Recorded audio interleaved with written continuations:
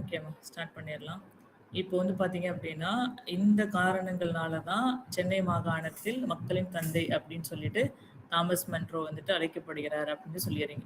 இப்போ இதே இது வந்து பார்த்தீங்க அப்படின்னா, சென்னையில ரயத்வாரி முறை எப்படி வெற்றி பெற்றது? இல்லன்னா ரயத்வாரி முறையோட சிறப்பம்சங்கள் அப்படின்னு கேட்டாலோ, ஆ தாமஸ் மன்றோவோட ரயத்வாரி முறை அப்படின்னு கேட்டாலோ, நீங்க எல்லாத்தையுமே லிங்க் பண்ணி எழுத கத்துக்கோங்க. வெறுமனே ரயத்வாரி முறை அப்படின்னு சொல்லிட்டா, அத மட்டும் மோனோட்டோனஸா சொல்லாம, தாமஸ் மன்றோ தான் கொண்டுட்டு வந்தாரு. அது வெற்றி பெறதுக்கு இவர் தான் அரும்பாடுபட்டாரு.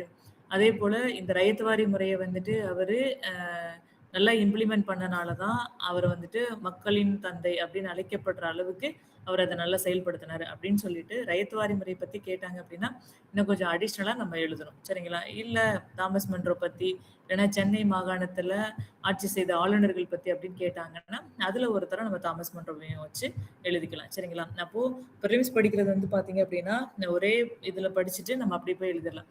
பட் மெயின்ஸ் படிக்கும்போது, அத இருக்கக்கூடிய கன்டென்ட்ட வந்துட்டு கார்லேட் பண்ணி எழுத தெரியணும். ஸோ அந்த மாரி வந்துட்டு பார்த்துக்கோங்க. சரியா?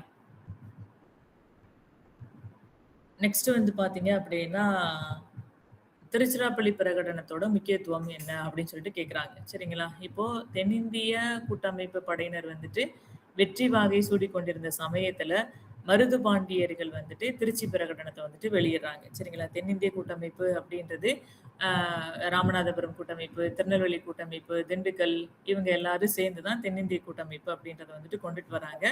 அந்த சமயத்துல அவங்க எல்லா இடத்துலயும் ஆங்கிலேயர்கள வந்துட்டு வெற்றி கண்டுட்டு இருக்கும்போது தான், மருது பாண்டியர்கள் வந்துட்டு அதாவது சின்ன மருது, பெரிய மருது. இந்த மருது சகோதரர்கள், மருது பாண்டியர்கள்னு நீங்க எழுதினாலும் சரி, இல்ல மருது சகோதரர்கள் அப்படின்னு எழுதினாலும் சரி. சரிங்களா? இவங்க தான் வந்துட்டு திருச்சி பிரகடனத்த வந்துட்டு ஜூன் 1801ல வந்துட்டு வெளியிடுறாங்க. இந்த திருச்சி பிரகடனத்துக்கு இன்னொரு பேர் என்ன இருக்கு அப்படின்னு பார்த்தீங்கன்னா, ஜம்புதீவு பிரகடனம் அப்படின்னு சொல்லுவாங்க. இது டிஎன்பிஎஸ்சில பிரிலிம்ஸ்லயே கொஸ்டின் கேட்டிருக்காங்க. சரிங்களா? அப்ப ஜம்புதீவு பிரகடனம்னா என்ன அப்படின்ற மாரி முடிக்கக்கூடாது. திருச்சி பிரகடனத்த தான் ஜம்புதீவு பிரகடனம் அப்படின்னு சொல்றோம். ஏன் ஜம்புதீவுன்னு சொல்றோம் அப்படின்னு பார்த்தீங்கன்னா, அந்த கொள்ளிடம், காவேரிக்கு இடையில வந்துட்டு ஸ்ரீரங்கம் இந்த பகுதிகள் எல்லாமே உள்ள தீவு மாரி தனியா ஒதுக்கப்பட்ட பகுதிகளா இருக்கும். சரிங்களா? அந்த பகுதிகள வந்து பார்த்தீங்க அப்படின்னா, ஜம்பு தீவு அப்படின்னு தான் வரலாற்றுல சொல்லியிருக்காங்க. ஸோ அதனால இந்த திருச்சி பிரகடனத்துக்கு இன்னொரு பேர் என்னன்னா, ஜம்பு தீவு பிரகடனம் அப்படின்னு சொல்றோம். இந்த பிரகடனம் வந்துட்டு இந்த மருது பாண்டியர்களுடைய ஒரு அரசியல் தீர்க்க தரிசனத்தோட சின்னமா இருந்துச்சு அப்படின்னு சொல்றோம்.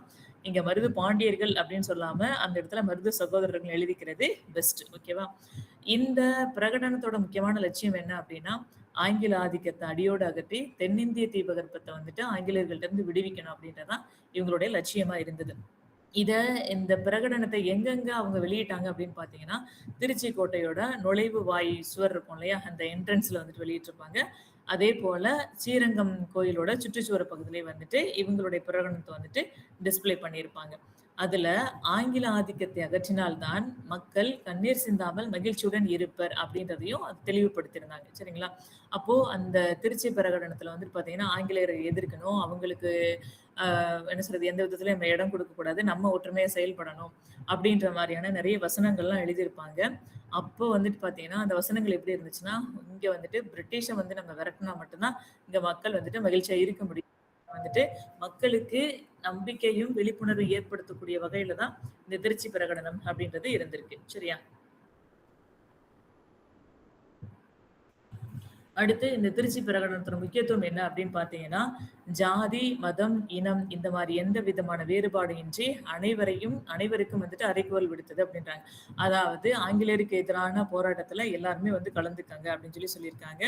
இது மக்களுக்கு தன்னம்பிக்கை கொடுத்தது, ஆதரவுக்குரியது, தேசிய உணர்வு வந்துட்டு பிரதிபலிக்கக்கூடிய வகையில இருந்தது. அகில இந்திய அளவுல ஒரு கண்ணோட்டத்த வந்துட்டு ஏற்படுத்துச்சு. ஆங்கிலேயர்களோட வஞ்சகத்த வந்துட்டு சாடியது. ஆங்கிலேயர்கள் எப்படி வஞ்சகத்தோட செயல்பட்டுட்டு இருக்காங்க அப்படின்றதையும் வந்துட்டு அவங்களுக்கு வெளிப்படையா காட்டக்கூடியதா வந்துட்டு இந்த திருச்சி பிரகடனம் அப்படின்றது இருந்துச்சு அப்படின்னு சொல்றோம். அதே போல என்ன மாரியான எச்சரிக்கை குடுத்தது அப்படின்னா, மண்ணின் மைந்தர்கள்ட்ட இருக்கக்கூடிய காழ்ப்புணர்ச்சி, பரஸ்பர பொறாமை, விரோத மனப்பான்மை இதெல்லாம் இருந்துச்சு அப்படின்னா, இந்தியா வந்துட்டு சீக்கிரமா ஆங்கிலேயர்களோட ஆட்சிக்கு வந்துட்டு இரையாகிவிடும். அப்ப நம்மளுக்குள்ளேயே ஒரு ஒற்றுமை, பொறாமை, விரோதம் இதெல்லாம் இல்லாம நம்ம இருக்கிறதுனால தான் வந்துட்டு ஆங்கிலேயர்கள் ஈஸியா நம்மள வந்துட்டு ஆட்சி பண்ண ஆரம்பிச்சுட்டாங்க அப்படின்ற மாரி சொல்றாங்க. சரிங்களா? அப்போ வந்துட்டு இங்க இருக்கவங்கள்ட்ட வந்துட்டு எந்த விதமான காழ்ப்புணர்ச்சியோ, பொறாமையோ, விரோத மனப்பான்மையோ எதுவும் இருக்கக்கூடாது. ஆங்கிலேயர்களுக்கு எதிரான போராட்டத்துல எல்லாரும் ஒண்ணு சேர்ந்து போராடணும் அப்படின்றத இவங்க உறுதிப்பட சொல்லியிருக்காங்க. அதேபோல வந்து பார்த்தீங்க அப்படின்னா, சிலர வந்துட்டு கண்டிக்கவும் செஞ்சது அந்த திருச்சி பிரகடனத்துல. எப்படி அப்படின்னு பார்த்தீங்கன்னா, கம்பெனியோட வந்துட்டு கூட்டுல நெறைய பேர் இருக்காங்க. அதாவது அவங்களுக்குள்ள ஒரு அண்டர்ஸ்டாண்டிங்ல போயிட்டு இருக்காங்க. யார் யார் அப்படின்னு கேட்டா, முகமது அலி, கர்நாடக நவாப். இவங்கலாம் வந்துட்டு பிரிட்டிஷாரோட ஒரு நல்ல அண்டர்ஸ்டாண்டிங்ல இருக்காங்க. அப்படி இருக்காதீங்க அப்படின்னு சொல்லிட்டு அவங்களுக்கு கண்டிப்பும் குடுக்குறாங்க. அதேபோல மக்களுக்கிட்டயும் வந்துட்டு பார்த்தீங்க அப்படின்னா, ஒரு அலட்சிய மனப்பான்மை அப்படின்றது இருந்தது. அதையும் வந்துட்டு இந்த மாரி அலட்சிய போக்கோடு இருக்கக்கூடாது அப்படின்றதையும் திருச்சி பிரகடனத்துல வந்துட்டு கண்டிச்சிருக்காங்க. இத பத்தி சொல்லணும் அப்படின்னு பார்த்தீங்கன்னா, இந்தியாவிலேயே முதல் முறையா ஆங்கிலேய ஆதிக்கத்தை எதிர்த்து பகீங்கரமாக வெளியிட்ட ஒரு பொது ஆவண பிரகடனம் தான் நம்ம திருச்சி பிரகடனம் அப்படின்னு சொல்றோம். இந்த மருது சகோதரர் இருக்காங்கல்ல, இவங்க எப்படிப்பட்டவங்க அப்படின்னு பார்த்தீங்கன்னா, தமிழ்நாட்டுக்கு ஒரு வால்டேயர், ஒரு ரூசோ, ஒரு மாண்டெஸ்க்யூ இல்லாத குறைய வந்துட்டு தீர்த்து வைத்தவர்கள் யாரு அப்படின்னு கேட்டா, மருது பாண்டியர் இல்லன்னா மருது சகோதரர்கள் அப்படின்னு சொல்லி நீங்க முடிச்சுக்கலாம். சரிங்களா? அப்போ தென்னிந்திய கூட்டமைப்புல இல்லன்னா தென்னிந்திய கிளர்ச்சியில மருது சகோதரர்களுடைய பங்களிப்பு என்ன அப்படின்னு கேட்டாங்கன்னா, இங்க அவங்களுடைய யார் யாருக்கு இப்ப வேலுநாச்சியாருக்கு அவங்க என்ன பண்ணாங்க? தென்னிந்திய கூட்டமைப்புல அவங்க என்ன பண்ணாங்க? அப்படின்னு எல்லாம் சொல்லிட்டு கடைசியா திருச்சி பிரகடனத்துல அவங்க என்ன மாரியான மருது பாண்டியர்கள் பத்தியோ, மருது சகோதரர்கள் பத்தியோ கேட்டாங்க அப்படின்னா, அந்த ஸ்டோரி வந்துட்டு உங்களுக்கு நரேட் பண்ண தெரியணும். இப்ப மருது சகோதரர்கள் யாரு? எங்க இருந்தாங்க? வேலு நாச்சியாருக்கு என்ன பண்ணாங்க? அதுக்கப்புறம் தென்னிந்திய கூட்டமைப்புல என்ன பண்ணாங்க? என்னென்ன போர்ல கலந்துக்கிட்டாங்க? அதுக்கப்புறம் திருச்சி பிரகடனம் பண்ணது, எங்க அவங்கள வந்துட்டு தூக்குல போட்டாங்க? அப்படின்ற மாரி அந்த ஸ்டோரிய நரேட் பண்ணி வந்துட்டு உங்களுக்கு முடிக்க தெரியணும். சரிங்களா? அப்ப ஹிஸ்டரிய பொறுத்தவரைக்கும் வந்து பார்த்தீங்கன்னா, ஜஸ்ட் ஒவ்வொரு கொஸ்டினுக்கான ஆன்சர் அப்படின்ற மாரி படிக்காம, நீங்க எல்லாத்தையுமே படிக்கும்போது ஒரு அனாலிசிஸ் பண்ணி படிச்சீங்க அப்படின்னா ரொம்ப ஈஸியா இருக்கும். நம்மளால எப்படி கொஸ்டின் கேட்டாலும் ஆன்சர் பண்ண முடியும். சரிங்களா? இது ஓகேவா? புரிஞ்சதா? நான் அடிச்சு சொல்லுவேன். திருச்சி பிரகடன பத்தி நீங்க எந்த இன்ஸ்டிடியூட்டோட எந்த மெட்டீரியல் பார்த்தாலுமே, இந்த அளவுக்கு கன்டென்ட் இருக்கவே இருக்காது. சரிங்களா? ஜம்புத்தீவு பிரகடனம்னு சொல்லியிருக்குது. அவங்களோட லட்சியம்னு சொல்லியிருக்குது. எங்க வெளியிட்டாங்கன்றது நம்ம ஸ்கூல் புக்லயே இருக்கு. அதேபோல இந்த முக்கியத்துவமா இருக்கட்டும், எச்சரிக்கையா இருக்கட்டும், கண்டிப்பா இருக்கட்டும், இந்த பொது ஆவண பிரகடனம் அப்படின்றது, இந்த வால்டேயர், ரூசோ, மாண்டெஸ்க்யூ இல்லாத குறைய வந்துட்டு தீர்த்து வைத்தவர்கள் அப்படின்றதெல்லாம் வந்து பார்த்தீங்க அப்படின்னா, நீங்க எந்த இன்ஸ்டிடியூட் மெட்டீரியலும் கிடைக்கவே கிடைக்காது. சரிங்களா? அதனால கொஞ்சம் நல்லாவே பார்த்து வச்சுக்கோங்க. அடுத்து வந்து பார்த்தீங்க அப்டின்னா, தமிழ்நாட்டுல தீவிரவாத காங்கிரஸ் பிரிவு தலைவர்களுடைய செயல்பாட்டுகளை விளக்குக அப்படின்னு சொல்றோம். இப்போ ஐஎன்சி ஆரம்பிச்சாங்க. இந்திய தேசிய காங்கிரஸ் ஆரம்பிச்சாங்க. அதுல மிதவாதிகள், தீவிரவாதிகள் இருந்தாங்க. அதுல தமிழ்நாட்டுல இருந்து சில தீவிரவாத காங்கிரஸ் தலைவர்கள் இருந்தாங்க. யார் யாரெல்லாம் இருந்தாங்க? அவங்களுடைய பங்களிப்பு எப்படி இருந்தது? அப்படின்றத பத்தி தான் இங்க பார்க்க போறோம். திலகரை பின்பற்றி சேலத்தை வந்துட்டு தென்னாட்டின் பூனா அப்படின்னு கருதி செயல்பட்டவர்கள் தான் தமிழ்நாட்டுல இருக்கக்கூடிய இந்த தீவிரவாத தலைவர்கள் அப்படின்னு சொல்றோம். சரிங்களா? அங்க வந்துட்டு பொதுவா ஐஎன்சில வந்துட்டு திலகரை ஃபாலோ பண்ணவங்க எல்லாம் தீவிரவாதிகள் அப்படின்னு சொல்றோம். அதே போல அங்க திலகரை பின்பற்றி இங்க வந்துட்டு சேலத்தை வந்துட்டு தென்னாட்டின் பூனா அப்படின்னு சொல்றோம். ஏன் வந்துட்டு பூனாவை நம்ம இங்க எடுத்துக்கிறோம் அப்படின்னு பாத்தீங்கன்னா, பூனா பகுதியில இருந்த எல்லா தலைவர்களுமே தீவிரவாத தலைவர்களா இருந்தாங்க. இங்க வந்துட்டு சேலத்துல இருந்து வந்தவங்க எல்லாருமே தீவிரவாத கருத்துக்களை வந்துட்டு ஏற்றுக்கிட்டாங்க. அதனால சேலத்தை வந்துட்டு தென்னாட்டின் பூனா அப்படின்னு சொல்றோம். சரிங்களா? இந்த மாதிரி செயல்பட்டவர்கள் தான் தமிழ்நாட்டுல இருக்கக்கூடிய தீவிரவாத தலைவர்கள் அப்படின்னு சொல்றோம். அப்ப தமிழ்நாட்டு தீவிரவாதத்தோட தந்தைன்னு யார சொல்றோம் அப்படின்னு பாத்தீங்கன்னா, சேலத்தை சேர்ந்த விஜய ராகவாச்சாரியா இருக்கார் இல்லையா? அவர்தான் தமிழ்நாட்டு தீவிரவாதத்தின் தந்தை அப்படின்னு சொல்றோம். அப்போ சென்னையில இருந்த செல்வாக்கு மிக்க தீவிரவாதிகள் யார் யாரு அப்படின்னு கேட்டீங்க அப்படின்னா, டி.எம். நாயர், கஸ்தூரி ரங்க ஐயங்கார், ராமசாமி ஐயங்கார், ரெங்காச்சாரி இவங்கெல்லாம் இருக்காங்க. அதே போல வந்துட்டு பாத்தீங்கன்னா, தலைவர்கள் அப்படின்னு பார்க்கும்போது வ.உ.சி இருந்திருக்காரு. அவரை வந்துட்டு தமிழ்நாட்டு திலகர் அப்படின்னு சொல்லுவோம். அடுத்து சுப்பிரமணிய சிவா, பாரதியார், வாஞ்சிநாதன் இவங்கெல்லாம் இருந்திருக்காங்க. சரிங்களா? அப்போ செல்வாக்குமிக்க தீவிரவாதிகள் அப்படின்றதுல ஒரு 4 பேரும், தலைவர்கள் அப்படின்றதுல வந்துட்டு ஒரு 4 பேரும் சொல்லிக்கிறோம். அப்போ இவங்க எல்லாருமே வந்துட்டு தீவிரவாத கருத்துக்களை வந்துட்டு தமிழ்நாட்டுல பரப்பணுங்க அப்படின்றது தெரிஞ்சுக்கணும்.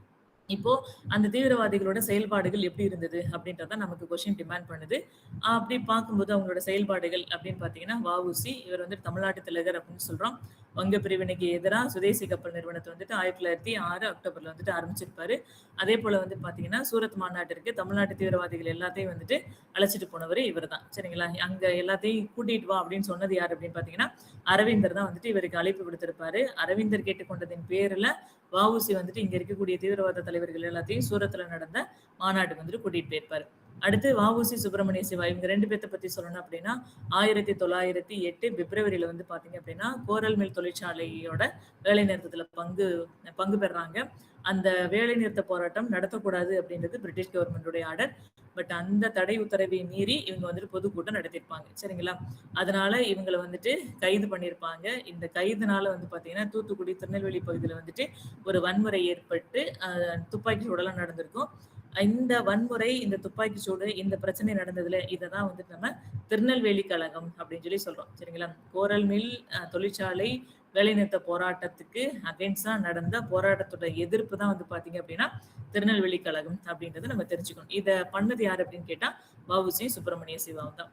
அடுத்து சுப்பிரமணிய பாரதி பத்தி சொல்லணும் அப்படின்னு பார்த்தீங்கன்னா 1907ல சூரத் மாநாடுல பங்கெடுத்துக்கிறாரு. அரவிந்தரோட இணைந்து சுவராஜ் அப்படின்ற கோரிக்கையை வந்துட்டு ஆதரவு கொடுக்கிறாரு. அடுத்து 1908ல சுவராஜ் தினம் அப்படின்றது கொண்டாடுறதுக்காக மதராஸ்ல வந்துட்டு ஒரு மிகப்பெரிய அளவுல வந்துட்டு பொதுக்கூட்டம் இவர் தான் நடத்தினார். பாரதியார் தலைமையில தான் இந்த பொதுக்கூட்டம் நடந்துச்சு. அடுத்து வாஞ்சிநாதன் அப்படிங்கும்போது அவருடைய குறிக்கோளே என்னவா இருந்துச்சு அப்படின்னு பார்த்தீங்கன்னா, ஐரோப்பிய அதிகாரிகளை கொல்வதன் மூலமா தான் இந்தியர்களை வந்துட்டு புரட்சிக்கு வந்துட்டு தூண்ட முடியும் அப்படின்றத வாஞ்சிநாதனோட குறிக்கோளா இருந்துச்சு. அதனாலதான் தூத்துக்குடியோட தலைவர் கலெக்டர் ஆஷ வந்துட்டு படுகொலை பண்ணியிருப்பாரு.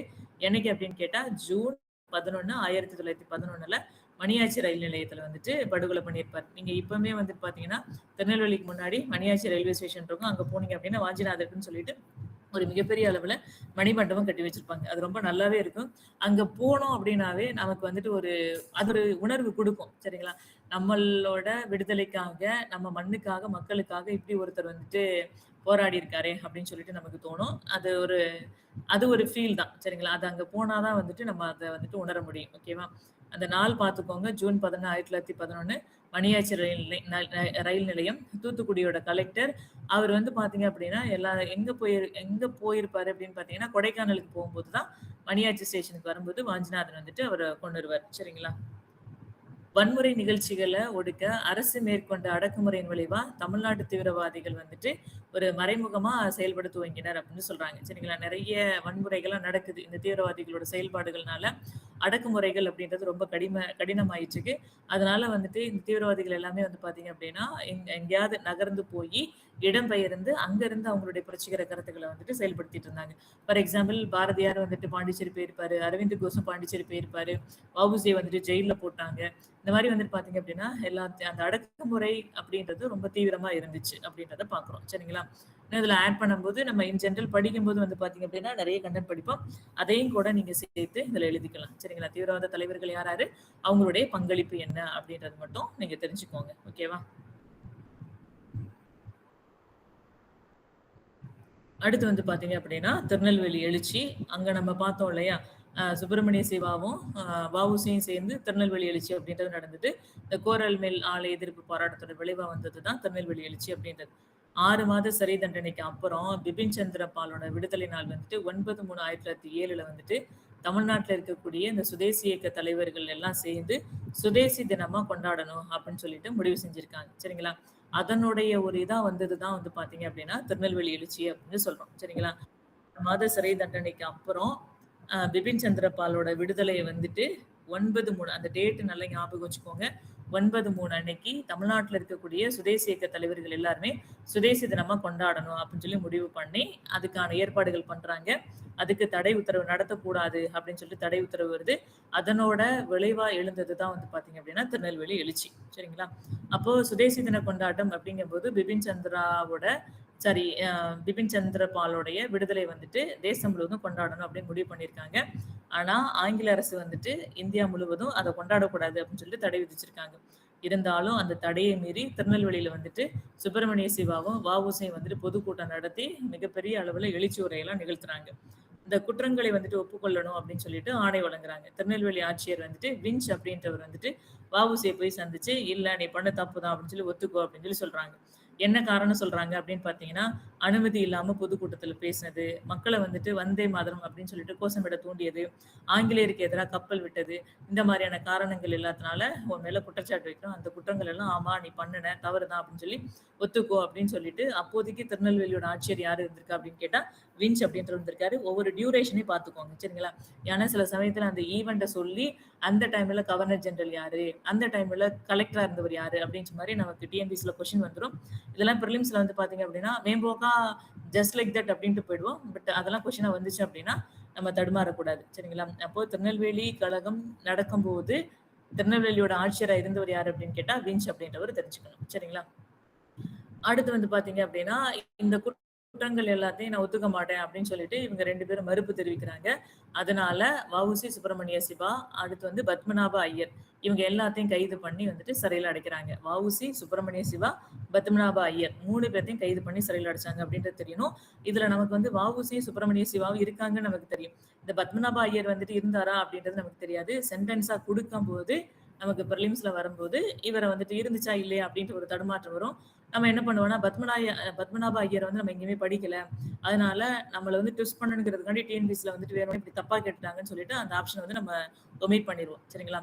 ஸோ அதனால இது 3 பேத்தையுமே வந்துட்டு இவங்க கைது பண்ணி சிறையில அடைச்சிருக்காங்க. சரிங்களா? கைது பண்ணி சிறையில அடைச்சுட்டாங்க அப்படின்றது மக்கள் எல்லாத்துக்கும் ஒரு காட்டுத்தீ போல பரவிருச்சு. அதுக்கப்புறம் நடந்தது தான் வந்து பார்த்தீங்கன்னா, திருநெல்வேலி கலவரம். மாணவர்கள் எல்லாரும் கல்லூரி வகுப்புகள் எல்லாத்தையும் புறக்கணிச்சுட்டாங்க. நகர சபையோட அலுவலகம், காவல் மற்றும் தபால் நிலையம் எல்லாத்துக்கும் தீ வைக்கிறாங்க. நூற்பாலை தொழிலாளர்கள் வந்துட்டு வேலை நிறுத்தம் பண்றாங்க. துப்பாக்கி சூடெல்லாம் நடக்குது. இந்த துப்பாக்கி சூட்ல வந்து பார்த்தீங்க அப்படின்னா, கிட்டத்தட்ட 4 பேர் இறந்து போயிடுறாங்க அப்படின்னு சொல்றோம். இந்த ஈவெண்ட் தான் வந்து பார்த்தீங்க அப்படின்னா, திருநெல்வேலி கழகம். இந்த திருநெல்வேலி கழகம் அப்படிங்கும்போது, இந்த கலவரம் அப்படிங்கும்போது இந்த 4 பாயிண்ட் கண்டிப்பா இருக்கணும். மாணவர்கள் வந்துட்டு கல்லூரியை வந்துட்டு புறக்கணிக்கிறது, நகரசபை அலுவலகம், காவல் மற்றும் தபால் நிலையம் இதெல்லாம் தீ வச்சு கொளுத்திறது. அப்புறம் நூற்பாலை தொழிலாளர்களுடைய வேலை நிறுத்தம், அப்புறம் துப்பாக்கி சூடு நடக்குது. அதுல வந்துட்டு ஒரு 4 பேர் இறந்து போயிடுறாங்க அப்படின்றது. அதுதான் அந்த கலவரத்துக்கான முக்கியமான காசா இருக்கு. அதே போல வந்து பார்த்தீங்க அப்படின்னா, இந்த திருநெல்வேலி கழகத்த வந்துட்டு என்ன சொல்றோம் அப்படின்னா, அரசியல் தலைவர்கள் கைது செய்யப்பட்டதற்காக இந்தியால நடந்த முதல் வேலைநிறுத்தம் எது அப்படின்னு கேட்டா, இந்த வேலைநிறுத்தம் தான் அப்படின்னு சொல்றோம். சரிங்களா? இந்த பாயிண்ட் எல்லாம் கொஞ்சம் நுணுக்கமா நோட் பண்ணி வச்சுக்கோங்க. உங்களுக்கு வந்துட்டு உங்களோட மார்க்க வந்துட்டு ஹைட் பண்ணி, ரிச் பண்ணி குடுக்குறதுக்கு இந்த மாதிரியான ஸ்பெஷல் கன்டென்ட் வந்து ரொம்ப யூஸ்ஃபுல்லா இருக்கும். அதே போல மார்ச் 13 என்னன்னு கொண்டாடுறோம் அப்படின்னு பார்த்தீங்கன்னா, சென்னை எழுச்சி நாள் அப்படின்னு சொல்லிட்டு கொண்டாடுறோம். அடுத்து எதனால சென்னை எழுச்சி நாள் அப்படின்னு பார்த்தீங்கன்னா, இந்த கலவரம் வந்துட்டு அப்படியே சென்னை வரைக்கும் இம்பாக்ட்ட ஏற்படுத்தி, அங்கேயும் பெரிய அளவுல வந்துட்டு போராட்டம்லாம் நடக்கும். அதனால தான் மார்ச் 13 நெல்லை எழுச்சி நாள் அப்படின்னு சொல்றோம். இந்த மிகப்பெரிய அளவுல வந்துட்டு போராட்டம் நடந்தது இங்க. அதே டைம்ல வந்து பார்த்தீங்க அப்படின்னா, சென்னையில வந்துட்டு ஜார்ஜ் கோட்டையிலுமே வந்துட்டு போராட்டம் நடந்திருக்கும். ஓகேங்களா? அது ஒரு கொஸ்டினா தனியா படிப்போம். பட் இத வந்துட்டு மார்ச் 13 நெல்லை எழுச்சி நாள் அப்படின்றது பார்த்து வச்சுக்கோங்க. இப்போ இவங்களுக்கு வந்துட்டு சிறையில அடைச்சாச்சு. என்ன மாரியான தண்டனை குடுத்தாங்க அப்படின்னு பார்த்தீங்கன்னா, இந்திய தண்டனை சட்டம் 123, 150ன் கீழ் 53க்கு கீழ வழக்கு பதிவு பண்றாங்க. சுப்பிரமணிய சிவாவுக்கு வந்துட்டு 10 ஆண்டு சிறை தண்டனை குடுக்குறாங்க. வ.உ.சிக்கு வந்து பார்த்தீங்க அப்படின்னா, இரட்டை ஆண்டு ஆயுள் தண்டனை குடுத்திருக்காங்க. கிட்டத்தட்ட வந்து பார்த்தீங்க அப்படின்னா, இரட்டை ஆயுள் தண்டனை அப்படிங்கும்போது 40 வருஷம் வந்துருது. அதே போல வந்துட்டு இந்த எதிர்ப்பு இயக்கத்துல யாரெல்லாம் பொதுமக்கள் கலந்துக்கிட்டாங்களோ, அவங்க எல்லாத்தையுமே வந்துட்டு தண்டிச்சிருக்காங்க. இந்த விஷயம் வந்துட்டு பிரிட்டிஷ் பாராளுமன்றம் வரைக்கும் எதிரொலிச்சது. இந்த நிகழ்வு திருநெல்வேலி கழகம் அப்படின்னு சொல்லிட்டு யாரு பதிவு பண்ணியிருக்கா அப்படின்னு கேட்டா, பிரிட்டிஷார் தான் பதிவு செஞ்சிருக்காங்க. இவங்க யாருமே இது திருநெல்வேலி எழுச்சி, இது திருநெல்வேலி கழகம் அப்படின்றதெல்லாம் பதிவு பண்ணல. இது பிரிட்டிஷ் பாராளுமன்றம் வரைக்கும் எதிரொலிச்சதுனால திருநெல்வேலி கழகம் அப்படின்னு யாரு இத பதிவு பண்ணது அப்படின்னா, பிரிட்டிஷார் தான் பதிவு பண்ணியிருக்காங்க. அப்போ திருநெல்வேலி கழகம் எப்படி நடந்துச்சு அப்படின்னு கேட்டா, இது எல்லாத்தையும் உங்களுக்கு எழுத தெரியணும். பிபின் சந்திர பாரோல விடுதலை, சுதேசி தினமா கொண்டாட ஆரம்பிக்கிறாங்க. பர்மிஷன் கேட்குறாங்க. பர்மிஷன் குடுக்கல. கவர்மெண்ட் வந்துட்டு ஃபுல்லா பிரிட்டிஷ் கவர்மெண்ட் வந்து ஃபுல்லா தடை விதிச்சுறாங்க. அதையும் மீறி இவங்க வந்து பொதுக்கூட்டம் நடத்தி வந்தே மாதரம்லாம் கோஷமிட சொல்றாங்க. வ.உ.சியோட வந்துட்டு திருநெல்வேலி ஆட்சியர் வந்துட்டு சந்திக்கிறாரு. அவர் வந்துட்டு தான் பண்ணது தப்பு தான் அப்படின்னு சொல்லி ஒத்துக்க சொல்றாரு. அவர் ஒத்துக்கல. அதனால அவருக்கு நெறைய ரீசன்ஸ் எல்லாம் சொல்லி கைது பண்ணி சிறையில அடைச்சுறாங்க. வ.உ.சி, சுப்பிரமணிய சிவா, பத்மநாப ஐயர் 3 பேத்தையும் கைது பண்ணி சிறையில அடைச்சுறாங்க. இது வந்துட்டு எல்லாத்துக்கும் அந்த நியூஸ் வந்துட்டு ஸ்ப்ரெட் ஆனதுனால, மாணவர்கள் எல்லாருமே கல்லூரி வகுப்புகள புறக்கணிக்கிறாங்க. ஆஃபீஸ் எல்லாம் மூடியாச்சு. தீ வச்சு கொளுத்துறாங்க. அதே போல நூற்பாலை தொழிலாளர்கள் வேலைநிறுத்தத்துல ஈடுபடுறாங்க. துப்பாக்கி சூடு நடக்குது. 4 பேர் இறந்து போயிடுறாங்க. இந்தியாலேயே முதல் முறையா அரசியல் தலைவர்கள் கைது செய்யப்பட்டதற்காக நடந்திருக்கக்கூடிய முதல் வேலைநிறுத்தம் எது அப்படின்னு கேட்டா, இந்த வேலைநிறுத்தம் தான். இந்த மார்ச் 13 இதெல்லாம் நடந்ததுனால நெல்லை எழுச்சி நாள் அப்படின்னு சொல்றோம். தண்டனை எப்படி குடுத்திருக்காங்க அப்படின்னு பார்த்தீங்கன்னா, இந்திய தண்டனை சட்டம் 123, 153 கீழ வழக்கு போட்டிருக்காங்க. சுப்பிரமணிய சிவா வந்துட்டு 10 வருஷம், வ.உ.சிக்கு வந்துட்டு இரட்டை ஆயுள் தண்டனை கிட்டத்தட்ட 40 வருஷம். ஒரு ஆயுள் தண்டனை அப்படின்னா 20 வருஷம் அப்படின்றத நம்ம தெரிஞ்சுக்கணும். அதே போல இந்த இதுல யாரெல்லாம் கலந்துக்கிட்டாங்களோ எல்லா மக்களுமே தண்டிச்சிருக்காங்க. சரிங்களா? அதே போல இந்த ஈவெண்ட் வந்துட்டு பிரிட்டிஷ் பாராளுமன்றம் வரைக்கும் எதிரொலிச்சிருக்கு. இந்த நிகழ்வை திருநெல்வேலி கழகம் அப்படின்னு சொல்லிட்டு யாரு பதிவு பண்ணது அப்படின்னா பிரிட்டிஷார் தான் பதிவு பண்ணியிருக்காங்க. சரிங்களா? ஓகே, இந்த ஒரு ஃப்ளோவா தெரிஞ்சுக்கிட்டீங்க அப்படின்னா உங்களால வந்துட்டு ஒரு 2 தடவை ரீட் பண்ணாவே இதுக்கான ஆன்சர்ஸ் வந்து நீங்க எழுதிட முடியும். ஓகே. அடுத்து வந்து பார்த்தீங்க அப்படின்னா, ஆங்கிலேயரை எதிர்த்த கூட்டமைப்போட நோக்கங்கள் என்னென்ன அப்படின்னு சொல்லி பார்க்க போறோம். இப்போ ஆங்கிலேயரை எதிர்த்த கூட்டமைப்பு அப்படிங்கும்போது, ராமநாதபுரம் கூட்டமைப்பு, திருநெல்வேலி, திண்டுக்கல், மலபார், கோயம்புத்தூர் இந்த மாதிரியான கூட்டமைப்புகள் எல்லாமே வந்துட்டு ஆங்கிலேயர் வந்துட்டு எதிர்த்திருக்காங்க. ஆங்கில கிழக்கிந்திய கம்பெனி ஆட்சியில தென்னிந்தியால அரசியல் அடக்குமுறை, பொருளாதார சூழல், நிர்வாக நெருக்கடினால வந்து பார்த்தீங்க அப்படின்னா, இந்த மாரி 4 பிராந்திய கூட்டமைப்புகள் அப்படின்றது உருவாச்சு. இந்த இன்ட்ரோடக்ஷன் வந்துட்டு நான் ஃபர்ஸ்ட்டு ஒரு மாரி எழுதிட்டு அப்புறம் மாத்தி எழுதியிருப்பேன். ஸோ, அதனால வந்து பார்த்தீங்க அப்படின்னா, இந்த அடிச்சிருக்கிறத விட்டுட்டு நான் சொல்ற வார்த்தைகள மட்டும் நல்லா பார்த்து வச்சுக்கோங்க. ஆங்கில கிழக்கிந்திய கம்பெனியோட ஆட்சியில தென்னிந்தியால வந்துட்டு அரசியல் ஒடுக்குமுறை இருந்தது, பொருளாதார சுரண்டல் இருந்தது, நிர்வாக கெடுபிடி இருந்தது. இதனால வந்து பார்த்தீங்க அப்படின்னா, கிட்டத்தட்ட பாளையக்காரர்களுடைய ஆட்சியில 1759ல இருந்து 1759ல இருந்து 1799 வரைக்கும் இதெல்லாம் நடந்திருக்கும். இந்த பாளையக்காரர்கள் எல்லாரும் சேர்ந்து இந்த கூட்டமைப்பை வந்துட்டு உருவாக்கியிருப்பாங்க. அதுல இந்த 4 பிராந்திய கூட்டமைப்புகள் வந்துட்டு உருவாக்கி அவங்க தான் ஆங்கிலேயர்களுக்கு எதிரா வந்துட்டு போராட்டம் பண்ண ஆரம்பிச்சுருவாங்க. சரிங்களா? அப்போ 1759ல இருந்து 99 வரைக்கும் உருவான இந்த 4 பிராந்திய கூட்டமைப்புகள் ராமநாதபுரம், திருநெல்வேலி, திண்டுக்கல், கோயம்புத்தூர், மலபார். சரிங்களா? இப்ப ராமநாதபுரம் கூட்டமைப்புக்கு தலைமை தாங்கினது யாரு அப்படின்னு கேட்டா மருது சகோதரர்கள். திருநெல்வேலி கூட்டமைப்புக்கு தலைமை தாங்கினது கட்டபொம்மன். திண்டுக்கலுக்கு வந்துட்டு தலைமை தாங்கினது கோபால நாயக்கர். மலபார், கோயம்புத்தூர் பகுதிகளுக்கு தலைமை தாங்கினது வந்துட்டு கேரளவர்மா அப்படின்றவர். இப்ப ராமநாதபுரம் கூட்டமைப்பு அப்படின்னு பார்க்கும்போது வந்து பாத்தீங்க அப்படின்னா இதை தோற்றுவிச்சவர் யாரு அப்படின்னா மருது சகோதரர்கள் தான். சிவகங்கையில இருக்கக்கூடிய வெள்ளை மருது, அடுத்து இவருடைய தம்பி வந்துட்டு சின்ன மருது, இவங்க 2 பேர் தான் சேர்ந்து ராமநாதபுரம் கூட்டமைப்பு அப்படின்றத உருவாக்குறாங்க. சரிங்களா? இவங்க வந்து பாத்தீங்க அப்படின்னா ஒரு கூட்டு சேருவதன் மூலமா அதோட இன்றியமையாமையை வந்துட்டு இவங்க உணர்த்திருக்காங்க. ஏன்னா தனியா நின்று போராடனா ஆங்கிலேயர்கள் வந்துட்டு எதிர்க்க முடியாது. நம்ம வந்துட்டு ஒரு கூட்டு சேர்ந்துதான் அவங்கள வந்துட்டு எதிர்க்க முடியும் அப்படின்றத வந்துட்டு உணர்ந்திருந்தது யாரு அப்படின்னு கேட்டீங்கன்னா இவங்க மருது சகோதரர்கள் உணர்ந்திருக்காங்க. அதே போல மக்கள் எல்லாம் ஒண்ணு சேர்ந்துதான் அந்நிய ஆட்சிக்கு எதிராக போராடணும் அப்படின்னு சொல்லியிருக்காங்க. பக்கத்து பாளையக்காரர்களுக்கு உளவாளிகளை அனுப்பி இவங்க எல்லாரும் எங்களோட கூட்டமைப்புல வந்துட்டு சேர்ந்துக்கோங்க அப்படின்னு சொல்லிட்டு ஆதரவும் தேடியிருக்காங்க. அதுல யாரெல்லாம் ஆதரவு கொடுத்தது அப்படின்னு பாத்தீங்கன்னா தஞ்சையில இருந்த ஞானமுத்து அப்படின்றவங்க, சிவகிரி பகுதியில இருந்த மாப்பிள்ளைகள், மதுரை பகுதியில் இருக்கக்கூடிய கள்ளர்கள். சரிங்களா? இவங்க எல்லாம் வந்துட்டு இந்த ராமநாதபுரம் கூட்டமைப்புக்கு வந்துட்டு ஆதரவு சொல்லியிருக்காங்க. நமக்கு பிரிலிம்ஸ்ல கேட்கும்போது ராமநாதபுரம் கூட்டமைப்புக்கு ஆதரவு தந்தவர்கள் யார் அப்படின்னு கேட்டா தஞ்சையோட ஞானமுத்து, சிவகிரியோட மாப்பிள்ளை, மதுரையோட கள்ளர்கள் அப்படின்றது நமக்கு தெரியணும். இதெல்லாம் பிரிலிம்ஸ்ல கேட்டாங்க அப்படின்னா இது எங்க இருந்து படிக்கிறது அப்படின்ற மாதிரி நமக்கு ஒரு பெரிய இதாயிடும். இந்த பாயிண்ட் வந்து பாத்தீங்க அப்படின்னா ஏதாவது ஒரு புக்ல மாடர்ன் ஹிஸ்டரியில இருக்கக்கூடிய இல்லைன்னா நவீன இந்திய வரலாறு ஏதோ ஒரு புக் இருக்குன்னு வச்சுக்கோங்களேன். அந்த புக்ல எங்கேயாவது ஒரு பேரால வந்துட்டு இந்த கண்டென்ட் கொடுத்துருப்பாங்க. அப்ப என்னன்னா இந்த ஒரு கொஸ்டின் வந்துட்டு அங்க இருந்து தான் எடுத்தாங்க அப்படின்னு சொல்லிட்டு நம்மளுக்கு இந்த புக்கை வாங்கி படிச்சீங்கன்னா நீங்க மார்க் வாங்கிடலாம், பாஸ் ஆயிடலாம் அப்படின்ற மாதிரி ஒரு பிம்பத்தை கிரியேட் பண்ணுவாங்க. அந்த மாதிரி எல்லாம் நீங்க போகவே போகாதீங்க. ஏதோ ஒரு புக்ல இருந்து எப்பயாவது ஒரு தடவை ஒரு கொஸ்டின் வருது இல்லைன்னா 2 கொஸ்டின் வருது அப்படிங்கிறதுக்காண்டி நம்ம எல்லா புக்கையும் படிச்சுட்டே இருக்க முடியாது. பட் நீங்க மெயின்ஸ் படிச்சீங்க அப்படின்னா உங்களுக்கு தெரிஞ்சோ தெரியாமலோ உங்களோட நாலேஜ் அப்படின்றது காம்பவுண்டா இன்க்ரீஸ் ஆகிட்டே இருக்கும். அது எல்லாமே இப்படிதான் நமக்கு வந்துட்டு இன்க்ரீஸ் ஆகும். ஸோ மெயின்ஸ் படிச்சீங்க அப்படின்னா ப்ரிலிம்ஸ் ஈஸி அப்படின்றது இதுல இருந்து நீங்க தெரிஞ்சுக்கலாம். பட் இந்த ஒரு கண்டென்ட் ஒரு புக்ல இருக்குன்னு சொல்லிட்டாங்கன்னு வச்சுக்கோங்களேன், அந்த புக்கு ஒரு 400-500 கொடுத்து வாங்குவீங்க. அதை படிக்கவே முடியாது. ஐயோ புக்கை வாங்கிட்டு படிக்கவே இல்லையே அப்படின்ற மாதிரி ஒரு ஃபீல் வரும். கடைசி நேரத்துல அது படிக்காதனால என்ன ஆகும் அப்படின்னு பாத்தீங்கன்னா ஐயோ அந்த புக்கு நம்ம படிக்கல அப்படின்ற ஒரு ஃபீல்னால நம்ம இன்னும் ஹிஸ்டரியே படிக்கல அப்படின்ற மாதிரி ஒரு தாட்டுக்கு வந்து நம்ம போயிடுவோம். சரிங்களா? ஸோ அதனால அந்த பழக்கத்தை மட்டும் விட்டுருங்க. மெயின்ஸுக்கு நீங்க ப்ரிப்பேர் பண்ணீங்க அப்படின்னா ப்ரிலிம்ஸ் வந்து ரொம்ப ஈஸி. சரிங்களா? இது நான் என்னோட எக்ஸ்பீரியன்ஸ்ல நான் அனுபவிச்சதுனால இதை வந்துட்டு உங்கள்கிட்ட நான் சொல்றேன். ஓகேங்களா? அதே போல வந்து பாத்தீங்க அப்படின்னா இந்த ராமநாதபுரம் கூட்டமைப்புக்கு வந்துட்டு ஆக்கமும் ஊக்கமும் கொடுத்தது யாரு அப்படின்னு பாத்தீங்கன்னா மேலப்பன் அப்படின்றவங்க, அடுத்து சிங்கம் செட்டி அப்படின்றவங்க, முத்துக்கருப்பதேவர் அப்படின்ற இதெல்லாம் முக்கியமான தலைவர்கள். எந்த பகுதியோட ஆட்சியாளர்கள் அப்படின்ட்டுலாம் தெரியல. இவங்கெல்லாம் வந்துட்டு என்ன சொல்றது அவங்களுக்கு வந்து சப்போர்ட்டிவா இருந்திருக்காங்க அப்படின்றத வந்து தெரிஞ்சுக்கிறோம். சரிங்களா? அடுத்து வந்து பாத்தீங்க அப்படின்னா திருநெல்வேலி கூட்டமைப்பு. இந்த திருநெல்வேலி கூட்டமைப்பு வந்து பாத்தீங்க அப்படின்னா மருது பாண்டியர்களால் ஊக்குவிக்கப்பட்டு நாகலாபுரம், போவாலி, கோலார்பட்டி, சென்னாலக்குடி. சரிங்களா?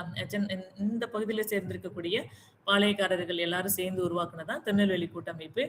இந்த கூட்டமைப்புக்கு வந்து பாத்தீங்க அப்படின்னா வேற யாரெல்லாம் கூட்டு சேர்த்தது அப்படின்னா சாட்டூர், 7000 பண்ணை, காடல்குடி, கொளத்தூர் இந்த பகுதியில இருக்கிறவங்க எல்லாரும் இதுல திருநெல்வேலி கூட்டமைப்புல வந்துட்டு ஒண்ணா இருப்பாங்க. இந்த கூட்டமைப்புக்கு வந்துட்டு புது பொலிவையும் வலுவையும் கொடுத்தது யாரு அப்படின்னு கேட்டா கட்டபொம்மன். கிளர்ச்சி துவங்குறதுக்கு 1 வருஷத்துக்கு முன்னாடியே கட்டபொம்மன வந்துட்டு தூக்கிலிடப்பட்டதுனால, அவரு வந்துட்டு இந்த திருநெல்வேலி கூட்டமைப்புல பங்கேற்கக்கூடிய வாய்ப்பு கிடைக்கல அப்படின்னு சொல்லி சொல்றோம். சரிங்களா? கொஞ்சம் இத பார்த்துக்கோங்க. திருநெல்வேலி கூட்டமைப்பு 4 பாயிண்ட்டுமே ரொம்ப முக்கியமானதா இருக்கும். மருது பாண்டியர்களோட ஊக்குவிப்புனால நாகலாபுரம், போவாலி, கோலார்பட்டி, சென்னால்குடி இந்த பகுதியில இருக்கக்கூடிய பாளையக்காரர்கள் எல்லாம் சேர்ந்து உருவாக்குனது திருநெல்வேலி கூட்டமைப்பு. இது அடுத்து வேற யாரெல்லாம் இதுல வந்துட்டு ஒண்ணு சேர்ந்திருக்காங்க அப்படின்னு பாத்தீங்கன்னா, சாட்டூர், 7000 பண்ணை, காடல்குடி, கொளத்தூர் இந்த ஊர் பேரெல்லாம் கொஞ்சம் நல்லாவே படிச்சு வச்சுக்கோங்க. இவங்கெல்லாம் ஒண்ணு சேர்றாங்க. புது பொலிவையும் வலுவையும் கொடுத்தது கட்டபொம்மன் தான். இந்த திருநெல்வேலி கூட்டமைப்பு வந்துட்டு ஸ்ட்ரென்தன் பண்ணுது. பட் இந்த தென்னிந்திய கிளர்ச்சி தொடங்குறதுக்கு 1 வருஷத்துக்கு முன்னாடியே அவர் வந்து தூக்குல போட்டதுனால, தென்னிந்திய கிளர்ச்சியில வந்துட்டு பங்கெடுக்கிறதுக்கான வாய்ப்பு கட்டபொம்மனுக்கு கிடைக்கல அப்படின்னு சொல்லி சொல்றோம். ஓகேங்களா? அடுத்து வந்துட்டு திண்டுக்கல் கூட்டமைப்பு. இதை உருவாக்குனது கோபால நாயக்கர். இதுல யாரெல்லாம் இருந்தாங்க அப்படின்னு பாத்தீங்கன்னா, மணப்பாறை, கல்லர்நாடு, கோயமுத்தூர், சேலம் இந்த பகுதிகள் எல்லாத்துக்கும் தூதுவர்கள் அனுப்பி ஆதரவு தேடியிருக்காங்க. இதுல வந்துட்டு ராமநாதபுரம், திருநெல்வேலி, திண்டுக்கல் இவங்க 3 பேரும் கூடக்கூடிய பகுதி எது அப்படின்னு கேட்டீங்கன்னா, கல்லர்நாடு அப்படின்ற ஒரு பிளேஸ் இருக்கு. அங்கதான் இந்த 3 தலைவர்களும் சேர்ந்து ராமநாதபுரம் கூட்டமைப்பு, திருநெல்வேலி கூட்டமைப்பு, திண்டுக்கல் கூட்டமைப்பு இவங்க எல்லாம் சேர்ந்து ஒரு இடத்துல முடிவெடுக்கிறாங்க அப்படின்னா அது எந்த இடம் அப்படின்னு பாத்தீங்கன்னா, திண்டுக்கல் கூட்டமைப்புல இருக்கக்கூடிய கல்லநாடு பகுதியில தான் வந்துட்டு சேர்ந்து கூடி ஒரு முடிவெடுக்கிறாங்க. சரிங்களா? அடுத்து வந்துட்டு மலபார் கோயம்புத்தூர் கூட்டமைப்பு அப்படிங்கும்போது இதை உருவாக்குனது கேரளவர்மா, கோயம்புத்தூர்ல இருக்கக்கூடிய கவுண்டர்கள், மலபார் பகுதியில் இருக்கக்கூடிய கிளர்ச்சியாளர்கள் இவங்க எல்லாம் சேர்ந்துதான் இந்த மலபார் கோயம்புத்தூர் கூட்டமைப்பு அப்படின்றத உருவாக்கியிருக்காங்க. இதில் இந்த கூட்டமைப்புல வந்து பாத்தீங்க அப்படின்னா மக்களுக்கு வந்துட்டு ஓரளவுக்கு செல்வாக்கு இருந்தது. அதே போல விவசாயிகளும் ரொம்ப பக்கபலமா வந்துட்டு இந்த கூட்டமைப்புக்கு வந்து சப்போர்ட் பண்ணியிருப்பாங்க. ஆதரவு குடிச்சது யார் யாரு அப்படின்னு பாத்தீங்கன்னா, வயநாடு பகுதி, குறும்ப நாட்டுல இருக்கக்கூடிய தலைவர்கள், அதே போல கேரளால இருக்கக்கூடிய நம்பூதிரிகள், மாப்பிள்ளைகள் இவங்க எல்லாரும் இதுக்கு ஆதரவு கொடுத்திருக்காங்க. இந்த மலபார் திண்டுக்கல் கூட்டமைப்பு இருக்குல்ல, இதெல்லாம் கூடக்கூடிய இடம் எது அப்படின்னு கேட்டீங்கன்னா, கோயம்புத்தூர் பகுதி. சரிங்களா? அந்த 3 கூடக்கூடியது வந்து பாத்தீங்க அப்படின்னா கல்லர்நாடு. அப்ப திண்டுக்கல் வந்துட்டு பாத்தீங்கன்னா, ராமநாதபுரம் திருநெல்வேலி கூட்டமைப்போடையும் இருக்காங்க. மலபார் கோயம்புத்தூர் கூட்டமைப்போட இருக்காங்க. அப்ப எல்லாத்துக்கும் மையப்புள்ளியா இங்க செயல்பட்டிருக்கிறது யாரு அப்படின்னு கேட்டா, திண்டுக்கல் கூட்டமைப்பு தான் செயல்பட்டிருக்காங்க அப்படின்றது தெரியணும். சரிங்களா? பட் இவங்க மலபாரும் திண்டுக்கல்லும் கூடக்கூடிய இடம் வந்துட்டு கோயம்புத்தூர் அப்படின்றத தெரிஞ்சுக்கணும். அப்போ ஆங்கிலேயருக்கு எதிரான இருக்கக்கூடிய எதிர்ப்பு இயக்கத்துல வந்து பாத்தீங்க அப்படின்னா, ஆங்கிலேயரை எதிர்த்த கூட்டமைப்புகள் என்ன, அவங்களுடைய நோக்கம் என்ன அப்படிங்கும்போது 4 கூட்டமைப்பு யார் உருவாக்குனா, அவங்களுடைய நோக்கம் என்னவா இருந்தது அப்படின்றத பத்தி தெரிஞ்சுக்கிறோம். சரிங்களா? இன்னமுமே நீங்க மெயின்ஸ் எழுதும்போது, நம்ம பிரிலிம்ஸ்ல படிக்கும்போது இன்னும் ஒரு சில அடிஷனல் கண்டென்ட் எல்லாம் படிப்போம். நீங்க அது ஒரு தடவை படிச்சிட்டீங்க அப்படின்னாவே உங்களுக்கு அந்த கண்டென்ட் ஃப்ளோ அப்படின்றது வந்துரும். வேற எங்கேயாவது படிச்சது கூட நம்ம இங்க கொண்டு வந்து ஆட் பண்ணி எழுதிரலாம். சரிங்களா? அதெல்லாம் ஒண்ணும் நீங்க வொரி பண்ண வேண்டாம். பட் ஒரு 4 தடவை ரிவிஷன் பண்ணிட்டீங்க அப்படின்னாவே உங்களுக்கு கண்டென்ட் அடிஷன் அப்படின்றது வந்துரும். இன்னொன்னு வந்து பாத்தீங்க அப்படின்னா, மெயின்ஸ் படிக்கும்போது வந்து பாத்தீங்கன்னா, எதை பார்த்தாலும் உங்களுக்கு கண்டென்ட்டாவே தெரியும். பிரிலிம்ஸ்க்கு மட்டும் படிச்சீங்க அப்படின்னா, அது வந்துட்டு ஒரு மாரி ஹெக்டிக்கா இருக்கிற மாரி இருக்கும். எது படிச்சாலும் மறந்து போன மாரி ஒரு ஃபீல் வரும். பட் மெயின்ஸ் வந்துட்டு ஒரு இன்வால்வ்மென்ட்டோட படிச்சீங்கன்னு வச்சுக்கோங்களேன், பார்க்குறது எல்லாமே நமக்கு கண்டென்ட்டா தோணும். அது ஒரு பெரிய பிளஸ். அது இன்ட்ரெஸ்ட்டோட நீங்க படிச்சீங்கன்னா மட்டும் தான். ஸோ அதனால வந்துட்டு நீங்க எப்படி படிச்சாலும் சரி, என்ன சொல்றது, இப்போ ஒரு விஷயத்த பத்தி நீங்க எழுதுறீங்க, ராமநாதபுரம் கூட்டமைப்பு அப்படின்னா, அத பத்தி கண்டிப்பா உங்களுக்கு ஒரு 10 பாயிண்டாவது ஞாபகம் வந்துரும். கண்டிப்பா அதுல ஒரு 4 பாயிண்ட், 5 பாயிண்ட் கூட நீங்க எழுதிறலாம். ஓகேவா?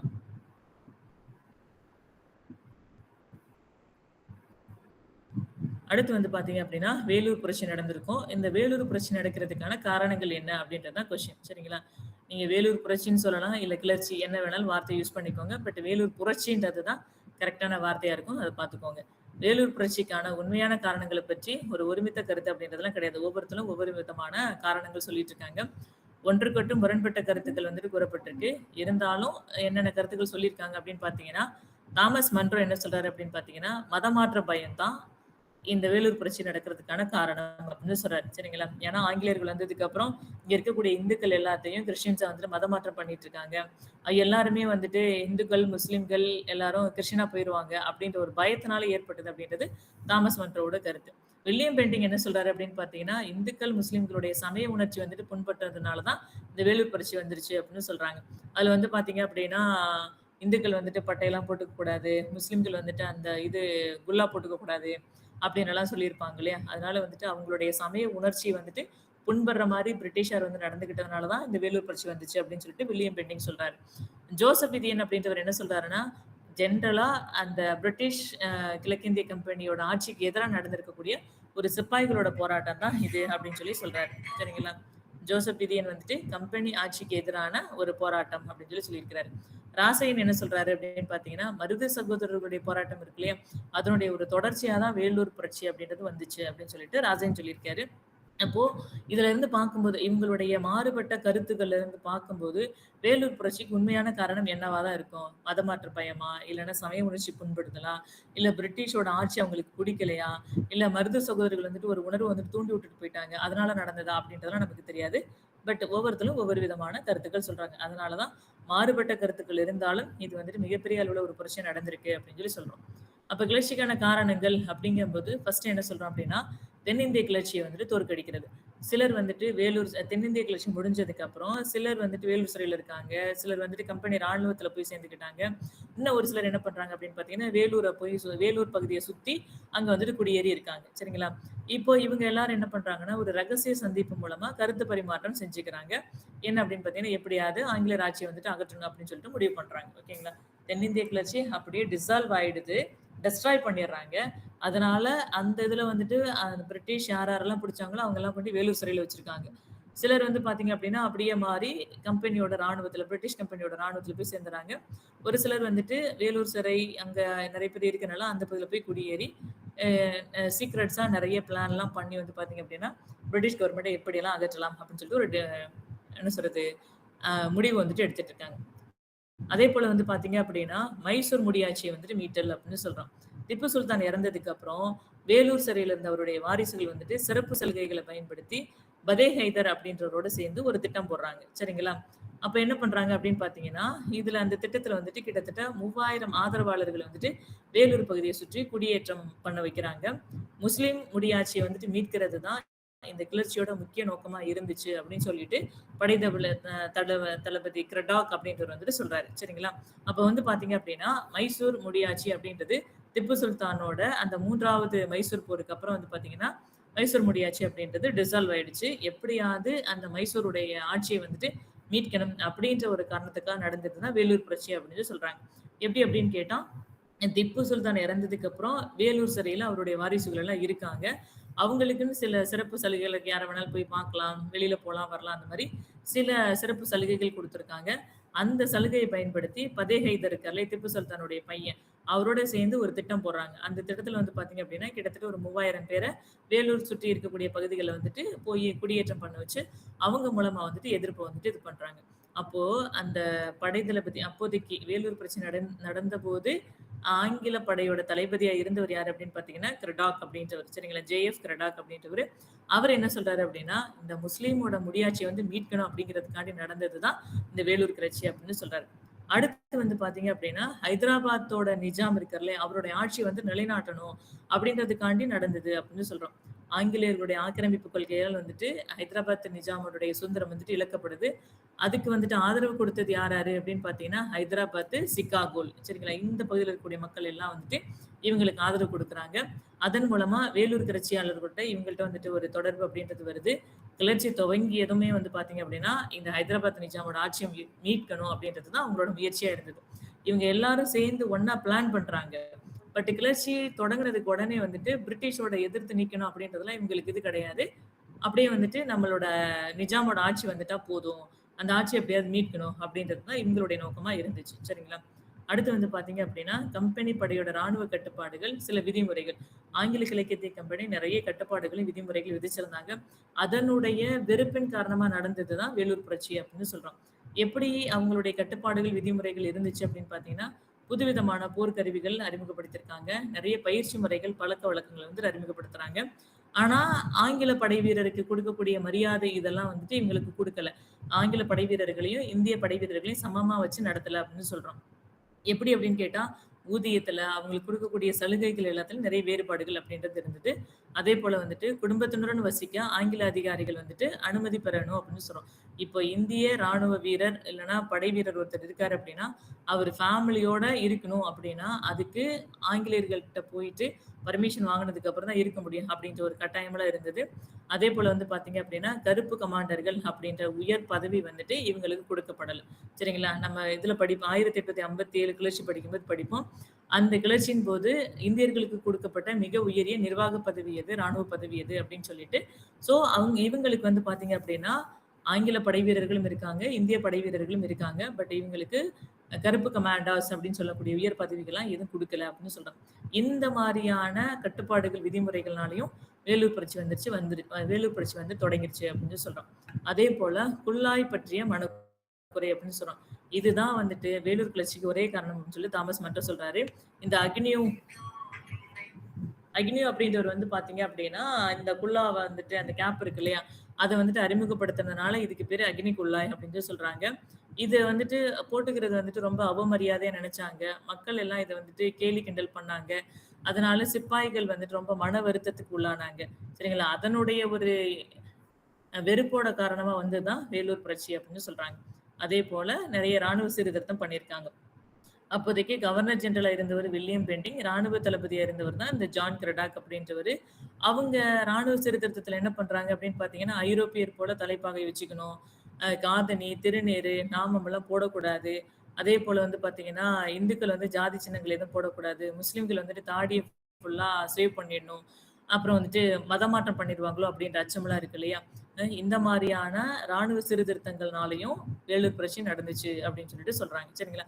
அப்ப வேலூர் புரட்சி ஏதாவது ஒரு காரணத்தினால நடந்துச்சா அப்படின்னு கேட்டா கிடையாது. அதுக்கு மல்டிபிள் ரீசன்ஸ் அப்படின்றது நம்ம சொல்றோம். ஓகேங்களா? இந்த காரணங்கள்னால வேலூர் கிளர்ச்சியானது ஜூலை 10, 1806ல தொடங்கி நடைபெற்றது. இதன் முடிவுல 80க்கும் மேற்பட்ட வீரர்கள், 12க்கும் மேற்பட்ட அதிகாரிகள் எல்லாமே கொல்லப்பட்டாங்க அப்படின்னு சொல்லிட்டு ஒரு கன்க்ளூஷன் சொல்றோம். இன்னமும் நீங்க இத 15 மார்க்ல கொண்டுட்டு போணும் அப்படின்னு பார்த்தீங்கன்னா, இந்த ஜான் கிரடாக் வந்துட்டு அந்த மைதானத்திலே சுட்டு வீழ்த்தப்பட்டிருப்பாரு. பட்டிருப்பாரு. ஆம்ஸ்ட்ராங் அப்படின்றவர் வந்துட்டு இதாயிருப்பாரு. அப்புறம் 12 அதிகாரிகள் வந்து கொண்டிருப்பாங்க. ஒரு 4 பாயிண்ட் இருக்கும். அந்த 4 பாயிண்ட்டுமே விளைவுகள் அப்படின்னு போட்டு கூட பகுப்பாய்வு செய்க, இல்லன்னா திறனாய்வு செய்க அப்படின்னு சொல்லி கொஸ்டின் கேட்டுட்டாங்க அப்படின்னா, அதனுடைய விளைவு, அதாவது வேலூர் புரட்சியின் காரணமாக ஏற்பட்டிருக்கக்கூடிய விளைவு என்ன அப்படின்னு சொல்லி விளைவுகள் போட்டு ஒரு 4 பாயிண்ட் நீங்க எழுதிட்டு இந்த மாரி வந்துட்டு கன்க்ளூஷன் முடிச்சிடலாம். சரிங்களா? புரியுதா?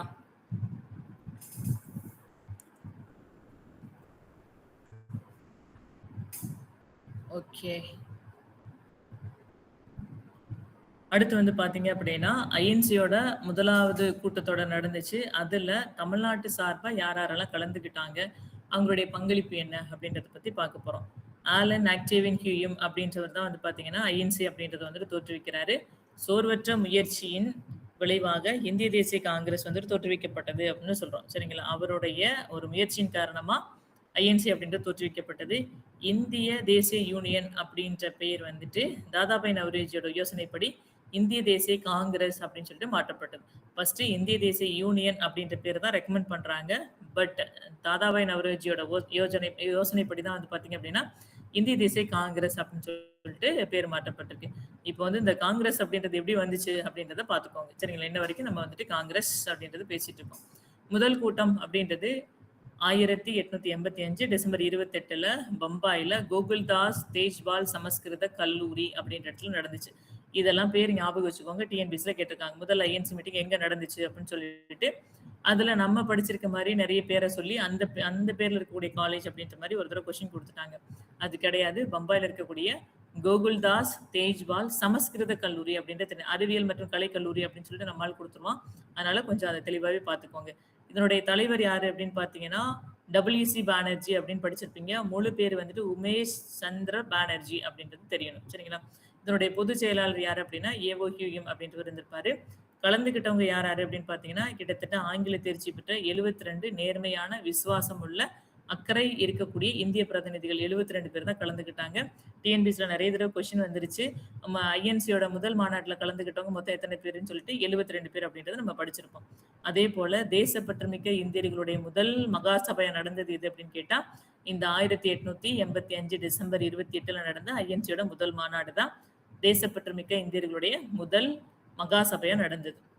அப்போ தமிழ்நாட்டு பிரதிநிதிகள் யார் யாரு எத்தனை பேர் அப்படின்னு கேட்டீங்கன்னா சென்னை மாகாணத்துல இருந்து ஒரு 20 பேரு. அதுல தமிழ்நாட்டு பகுதியில இருந்து 16 பேர் போயிருக்காங்க. இப்ப சென்னை மாகாணம் அப்படிங்கும்போது ஆந்திரா, கர்நாடகா, கேரளாவோட சில பகுதிகள் இது எல்லாம் ஒண்ணு சேர்ந்து தான் அப்போதைக்கு சென்னை மாகாணமா இருந்தது. அப்போ மொத்தமா வந்துட்டு அங்க இருந்து எல்லா பகுதியில இருந்து 21 பேர் வந்திருக்காங்க. பட் இப்ப இருக்கக்கூடிய தமிழ்நாடு பகுதி இருக்கு இல்லையா?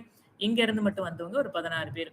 அப்போ சென்னை மகாஜன சங்கத்தோட உறுப்பினர்களா இருந்து யார் யாரெல்லாம் போய் கலந்துக்கிட்டாங்க அப்படின்னு பார்த்தீங்கன்னா சுப்பிரமணிய ஐயர், அனந்தச்சார்லு, விஜயராகவாச்சாரி, சிங்காரவேலு, ரங்காச்சாரி, சாமிநாத ஐயர், கேசவ பிள்ளை. இவங்கலாம் வந்துட்டு சென்னை மகாஜன சங்கத்தோடைய உறுப்பினர்களா இருந்து ஐஎன்சில போய் கலந்துக்கிட்டாங்க. இவங்க 7 பேர் போய் கலந்துக்கிட்டதன் மூலமா தான் வந்து பார்த்தீங்கன்னா, சென்னை மகாஜன சபை வந்துட்டு ஐஎன்சியோட அங்கம் ஆயிடுச்சு அப்படின்னு சொல்லி நம்ம படிப்போம். சரிங்களா? இவங்கலாம் போய் நம்ம தனியாலாம் போராட வேண்டாம். நம்மளுடைய நோக்கமும் குறிக்கோளும் என்ன இருக்கோ அதுதான் ஐஎன்சியோட நோக்கமும் குறிக்கோளும் இருக்கு. அதனால அவங்களோட சேர்ந்து போராடலாம் அப்படின்னு சொல்லிட்டு சென்னை மகாஜன சபை வந்துட்டு ஐஎன்சியோட மிங்கிள் ஆயிடுச்சு. இப்ப சென்னை டிரேஷியன் சங்கம் அப்படின்றது இருந்துச்சு. அந்த சங்கத்தோட பிரதிநிதிகள் யார் யாரு அப்படின்னு பார்த்தீங்கன்னா, அதனுடைய தலைவரா இருந்த டி.எஸ். ஒயிட் போய் கலந்துக்கிறாரு. சென்னையோட அப்போதைக்கு கலெக்டரா இருந்தவர் ரகுநாத ஐயர் அப்படின்றவரு. அதேபோல ஆற்காட்ல இருக்கக்கூடிய பேராசிரியர் சுந்தரராமன் அப்படின்றவரு. திருவள்ளூரை சேர்ந்த டி.என். ஐயர் அப்படின்றவர். சரிங்களா? இதுல இருந்து நீங்க என்ன தெரிஞ்சுக்கணும் அப்படின்னு பார்த்தீங்கன்னா, 1885ல சென்னைக்குன்னு ஒரு கலெக்டர் இருந்திருக்காரு. அவரு பேரு ரகுநாத ஐயர் அப்படின்றதையும் தெரிஞ்சுக்கணும். சரிங்களா? இல்லன்னு வச்சுக்கோங்களேன், இப்போ முதல் ஐஎன்சி மாநாட்டுல தமிழ்நாட்டுல இருந்து கலந்துக்கிட்டாங்கன்னு சொல்லிட்டு இந்த டி.எஸ். White, TN. ஐயர், அப்புறம் சுந்தரராமன், இல்லாட்டி மேல இருக்க மாரி ரங்காச்சாரி, சாமிநாத ஐயர் இந்த மாரி பேர் குடுத்துட்டாங்க அப்படின்னா, இவங்கலாம் கலந்துக்கிட்டாங்களா இல்லையா அப்படின்றது நமக்கு தெரியாது. பட் நீங்க படிக்கும்போது, அதுவும் மெயின்ஸ் படிக்கும்போது ஒரு 2 தடவ ரீட் அவுட் வச்சுக்கிட்டீங்க அப்படின்னாவே, ஓகே இந்த பேர் படிச்சிருக்கோம். அதனால இது கரெக்ட்டா தான் இருக்கும் அப்படின்ற மாரி நீங்க பிரிலிம்ஸ் வந்துட்டு ஈஸியா கெஸ் பண்ண முடியும். ஓகேவா? இதுல வந்துட்டு தமிழ்நாட்டோட முக்கியத்துவம், சிறப்பு என்ன அப்படின்னு பார்த்தீங்கன்னா, மாநாட்டோட முதல் தீர்மானத்த முன்மொழிந்த பெருமை யாருக்கு இருக்கும் அப்படின்னு பார்த்தீங்கன்னா, நம்மளுடைய தமிழ்நாட்டு பிரதிநிதி சுப்பிரமணிய ஐயருக்கு தான் கிடைச்சது. சரிங்களா? அத நல்லா பார்த்து வச்சுக்கோங்க. தீர்மானத்தை முன்மொழிந்த பெருமை யாருக்கு அப்படின்னா, சுப்பிரமணிய ஐயருக்கு தான் இருந்தது. இந்திய விடுதலை போராட்டத்துல புதிய சகாப்தத்தை துவங்கிய இந்திய தேசிய காங்கிரஸ்ல முதல் மாநாட்டிலேயே தமிழ்நாட்டிலிருந்து சென்ற பிரதிநிதிகள் எல்லாரும் ரொம்ப சிறப்பிடம் பெற்றாங்க அப்படின்னு சொல்லிட்டு நம்ம கன்க்ளூஷன் பண்ணி முடிச்சுக்கிறோம். ஓகேங்களா? கொஸ்டின் என்ன டிமாண்ட் பண்ணுது அப்படின்னு பார்த்தீங்கன்னா, ஃபர்ஸ்ட் ஐஎன்சி மீட்டிங்ல கலந்துக்கிட்ட தமிழ்நாட்டு பிரதிநிதிகளுடைய பங்கு என்ன அப்படின்றது தான். இதுல இண்டிவிஜுவலா ஒவ்வொரு பங்கும் என்ன அப்படின்றதெல்லாம் நம்ம சொல்லல. அப்படி தேவையும் இல்ல. ஃபர்ஸ்ட் தீர்மானம் நம்ம கொண்டுட்டு வந்தோம். அதுல வந்துட்டு மிகப்பெரிய பங்கு சுப்பிரமணிய ஐயருக்கு இருக்கு. அவர் தான் கொண்டுட்டு வந்தாரு அப்படின்ற மாரி நம்ம சொல்லிடுறோம். ஓகேங்களா?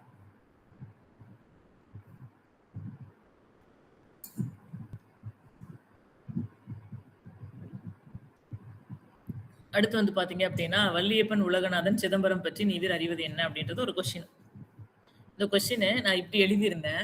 பட் அங்க வந்துட்டு பாத்தீங்க அப்படின்னா, வள்ளியப்பன் உலகநாதன் சிதம்பரத்தினுடைய பொருளாதார சுதேசி இயக்கத்துல பொருளாதார பங்களிப்பு என்ன அப்படின்ற மாதிரி ஒரு கொஸ்டின் கொடுத்துட்டாங்க.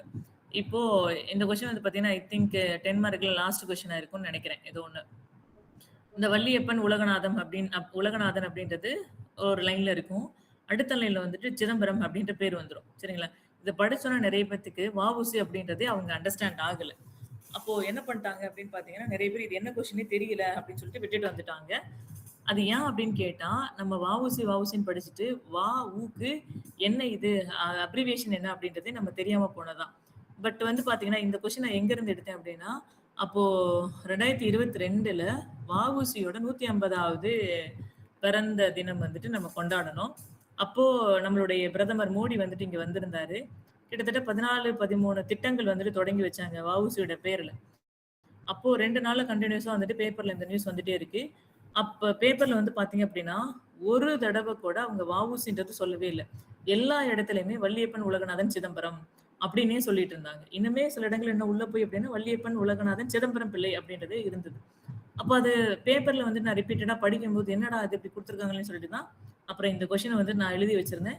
இது இல்லாம கரண்ட் அஃபேர்ஸ்ல அந்த அந்த டைம்ல வந்துட்டு என்னென்னலாம் அவங்க ஸ்கீம்ஸ் வந்துட்டு இம்ப்ளிமெண்ட் பண்ணாங்களோ, அவரோட புக்கெல்லாம் நாட்டுடைமையாக்குறது, அவர் வாழ்ந்த இடங்கள் எல்லாத்தையும் புதுப்பிக்கிறது, அவர் பேர்ல வந்துட்டு விருது குடுக்குறது, நெறைய மெயின் ஸ்ட்ரீட் ஏரியாக்கெல்லாம் அவரோட பேர் வைக்கிறது, இந்த மாரி நெறைய விஷயங்கள் வந்துட்டு அப்போ இம்ப்ளிமெண்ட் பண்ணியிருந்தாங்க. சரிங்களா? அப்படி எடுத்து எழுதி வச்சது தான் இந்த கொஸ்டினு. பட் வள்ளியப்பன் உலகநாதன் சிதம்பரம் அப்படின்னு கொஸ்டின்ல கேட்டதுனால, எனக்கு அது வந்துட்டு ரொம்ப ப்ளஸ்ஸா இருந்துச்சு அப்படின்னு கூட சொல்லலாம். ஓகேங்களா? இப்போ உள்ள போயிரலாம்.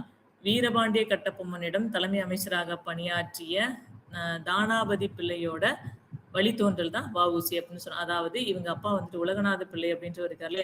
அவர் வந்துட்டு வீரபாண்டிய கட்டபொம்மன்ட்ட தலைமை அமைச்சரா பணியாற்றியவர். அவருடைய வழித்தோன்றல் தான் வ.உ.சி அப்படின்னு சொல்றோம். வ.உ.சி பிறந்தது 1872 செப்டம்பர் 5ல. அம்மா, அப்பா பேர் வந்துட்டு உலகநாத பிள்ளை, பார்வதி. வந்துட்டு ஒட்டப்பிடாரம். இவர் எங்க படிச்சாரு அப்படின்னு பார்த்தீங்கன்னா, ஒட்டப்பிடாரத்துல தொடங்கியிருப்பாரு. இவர் வந்துட்டு சிவில், கிரிமினல் 2 கேஸுமே இது பண்ணியிருப்பாரு. வசதியற்றவங்க எல்லாத்துக்கும் இலவசமா இவர் வாதாடி குடுத்திருப்பாரு. எழுதியிருப்பாருங்க 2022ல 150வது பிறந்த நாள் அப்படின்னு சொல்லிட்டு. இவர் என்னென்ன சமுதாய பணி பண்ணியிருக்காரு அப்படின்னு பார்த்தீங்கன்னா, இவர் தொடங்குன நிறுவனங்கள் அப்படின்னு பார்க்கும்போது, சுதேசி பிரச்சார சபை அப்படின்றது, அதுக்கு தலைவரா இருந்தவர் சக்கரை செட்டியார் அப்படின்றவர் இருந்திருக்கிறார். அதேபோல தர்ம சங்க நெசவு சாலை அப்படின்ற ஒரு சங்கம், தூத்துக்குடி கைத்தொழில் சங்கம், சுதேசி பண்டக சாலை, வேளாண் சங்கம் இந்த மாதிரியான நிறுவனங்கள் எல்லாத்தையும் இவர் தொடங்கியிருக்கிறார். அடுத்து வந்துட்டு சுதேசி கப்பல் நிறுவனம் அக்டோபர் 16, 1906ல ஆரம்பிக்கப்பட்டது. கடல் வழியா வந்திருக்கக்கூடிய வெள்ளை வியாபாரியை கடல் வழியா தான் அனுப்பணும் அப்படின்றது இவருடைய நோக்கம். இந்த சுதேசி கப்பல் நிறுவனத்தோட தலைவர் யாரு அப்படின்னு கேட்டா பாண்டித்துரை தேவர். அதனுடைய சட்ட ஆலோசகர் யார் இருந்தார் அப்படின்னு பாத்தீங்கன்னா சேலம் விஜயராகவாச்சாரியா இருக்கார்ல, அவர் தான் சட்ட ஆலோசகர். இதெல்லாம் பார்த்துக்கோங்க. தலைவர் பாண்டித்துரை தேவர், சட்ட ஆலோசகர் சேலம் விஜயராகவாச்சாரியார், செயலாளர் வந்துட்டு வஉசி. சரிங்களா, இங்க சிதம்பரனார் அப்படின்னு எழுதியிருக்காரு இல்லையா, செயலாளராக இருந்தவர் தான் வஉ சிதம்பரம் பிள்ளை. ஓகேங்களா, நமக்கு ஏதாவது கொஸ்டின் கேட்டாங்க சட்ட ஆலோசகர் யார் அப்படின்னா அப்படி ஒருத்தர் இருந்தாரா அப்படின்ற மாதிரி நம்ம யோசிக்க கூடாது. இதை போய் தேடி படிச்சுட்டு இருக்க கூடாது. மெயின்ஸ் படிக்கும்போது அப்படியே ஒரே ஃப்ளோல வந்துட்டு படிச்சுட்டு போயிடணும். இவர் வந்துட்டு 2 கப்பல் விட்டிருப்பாரு, காலியா லாபு அப்படின்றது. எங்க இருந்து எங்க வரைக்கும் அப்படின்னு பாத்தீங்கன்னா தூத்துக்குடியில இருந்து இலங்கையில இருக்கக்கூடிய கொழும்பு வரைக்கும் போச்சு. சரிங்களா, அதனால வந்துட்டு இவரை கப்பலோட்டிய தமிழன் அப்படின்னு சொல்றோம். ஓகேங்களா, அடுத்து வந்துட்டு அரசியல் பணி அப்படின்னு பார்க்கும்போது வந்து பாத்தீங்க அப்படின்னா தூத்துக்குடி நூற்பாலைக்கு வந்துட்டு வேலை நிறுத்தம் பண்றாரு. கூலி கம்மியா இருக்கு, கிட்டத்தட்ட 12 மணி நேரத்துக்கு மேல வேலை வாங்குறாங்க. அப்புறம் வந்துட்டு விடுமுறை கிடையாது. ஒருவேளை ஏதாவது தப்பு பண்ணிட்டோம் அப்படின்னா கடுமையான தண்டனை கொடுக்கறது, இந்த மாதிரியான பிரச்சனைகள்லாம் இருந்துச்சு. ஸோ அதனால வஉசியும் சுப்பிரமணிய சிவா 2 பேரும் சேர்ந்து வேலை நிறுத்த போராட்டத்துக்கு வந்துட்டு தலைமை தாங்குறாங்க. தொழிற்சங்கங்கள் இல்லாத காலத்திலே வந்துட்டு பாத்தீங்கன்னா இவங்க வேலை நிறுத்தம் பண்ணி அதுல வெற்றியும் பெற்றிருக்காங்க. அரவிந்தர் வந்துட்டு அவருடைய வந்தே மாதரம் அப்படின்ற பத்திரிகையில வந்துட்டு இவங்களுடைய அந்த வேலை நிறுத்த போராட்டத்தை பத்தி பாராட்டி எழுதியிருப்பார் அப்படின்றதான். சரிங்களா, அரவிந்தர் வந்தே மாதரம் பாராட்டு அப்படின்னு எழுதியிருக்கேன்னா வந்தே மாதரம் பத்திரிகையில அரவிந்தர் வந்துட்டு பாராட்டி எழுதியிருக்காரு அப்படின்றது அர்த்தம். நீங்க வந்துட்டு ஃப்ளோல எழுதும் போது ஃபுல்லா சென்டென்ஸ் இல்லாம இப்படி கூட நீங்க எழுதிட்டீங்க அப்படின்னா இது வந்துட்டு எவாலுவேட்டருக்கு புரியும். தப்பெல்லாம் ஒண்ணும் கிடையாது. ஃபுல்லா புரிய வைக்கணும் அப்படின்றதெல்லாம் கிடையாது. எவாலுவேட்டருக்கு புரியும். இப்படியே கூட நீங்க எழுதிக்கலாம். அடுத்து வந்து பாத்தீங்க அப்படின்னா பிபின் சந்திரபாலோட விடுதலை வந்துட்டு கொண்டாடுறாங்க. சுதேசி தினமா கொண்டாடணும் அப்படின்னு முடிவு பண்ணி பொதுக்கூட்டம் எழுச்சியுரெல்லாம் இது பண்றாங்க. வஉசி சுப்பிரமணிய கைது செய்யப்படுறாங்க. இதோட விளைவா வந்து பாத்தீங்க அப்படின்னா திருநெல்வேலி கழகம் நடக்குது. அரசு அலுவலகம், காவல் மற்றும் தபால் நிலையம் இது எல்லாத்தையும் தீ வச்சு எரிச்சிடுறாங்க. சரிங்களா, இந்த இன்சிடென்ட்லாம் நடக்குது. அடுத்து வந்து பாத்தீங்கன்னா நீதிமன்ற தீர்ப்பு சிறை தண்டனை அப்படிங்கும்போது வஉசிக்கு 40 வருஷம் இரட்டை ஆயுள் தண்டனை கொடுத்திருக்காங்க. ஃபர்ஸ்ட் வந்துட்டு கோயம்புத்தூர் சிறையில இருந்தாரு, அதுக்கப்புறம் வந்துட்டு கண்ணனூர் சிறையில இருந்தாரு. இந்த சென்டென்ஸையும் பார்த்து வச்சுக்கோங்க. அவர் எந்தெந்த சிறைகள்ல இருந்தாரு அப்படின்ற மாதிரி கேட்பாங்க. ஃபர்ஸ்ட் கோயம்புத்தூர் சிறை, அடுத்து வந்துட்டு கண்ணனூர் சிறையில இருக்காரு. இவர் வந்துட்டு அங்க செக் எழுத்ததுனால செக் செம்மல் அப்படின்னு சொல்றாங்க.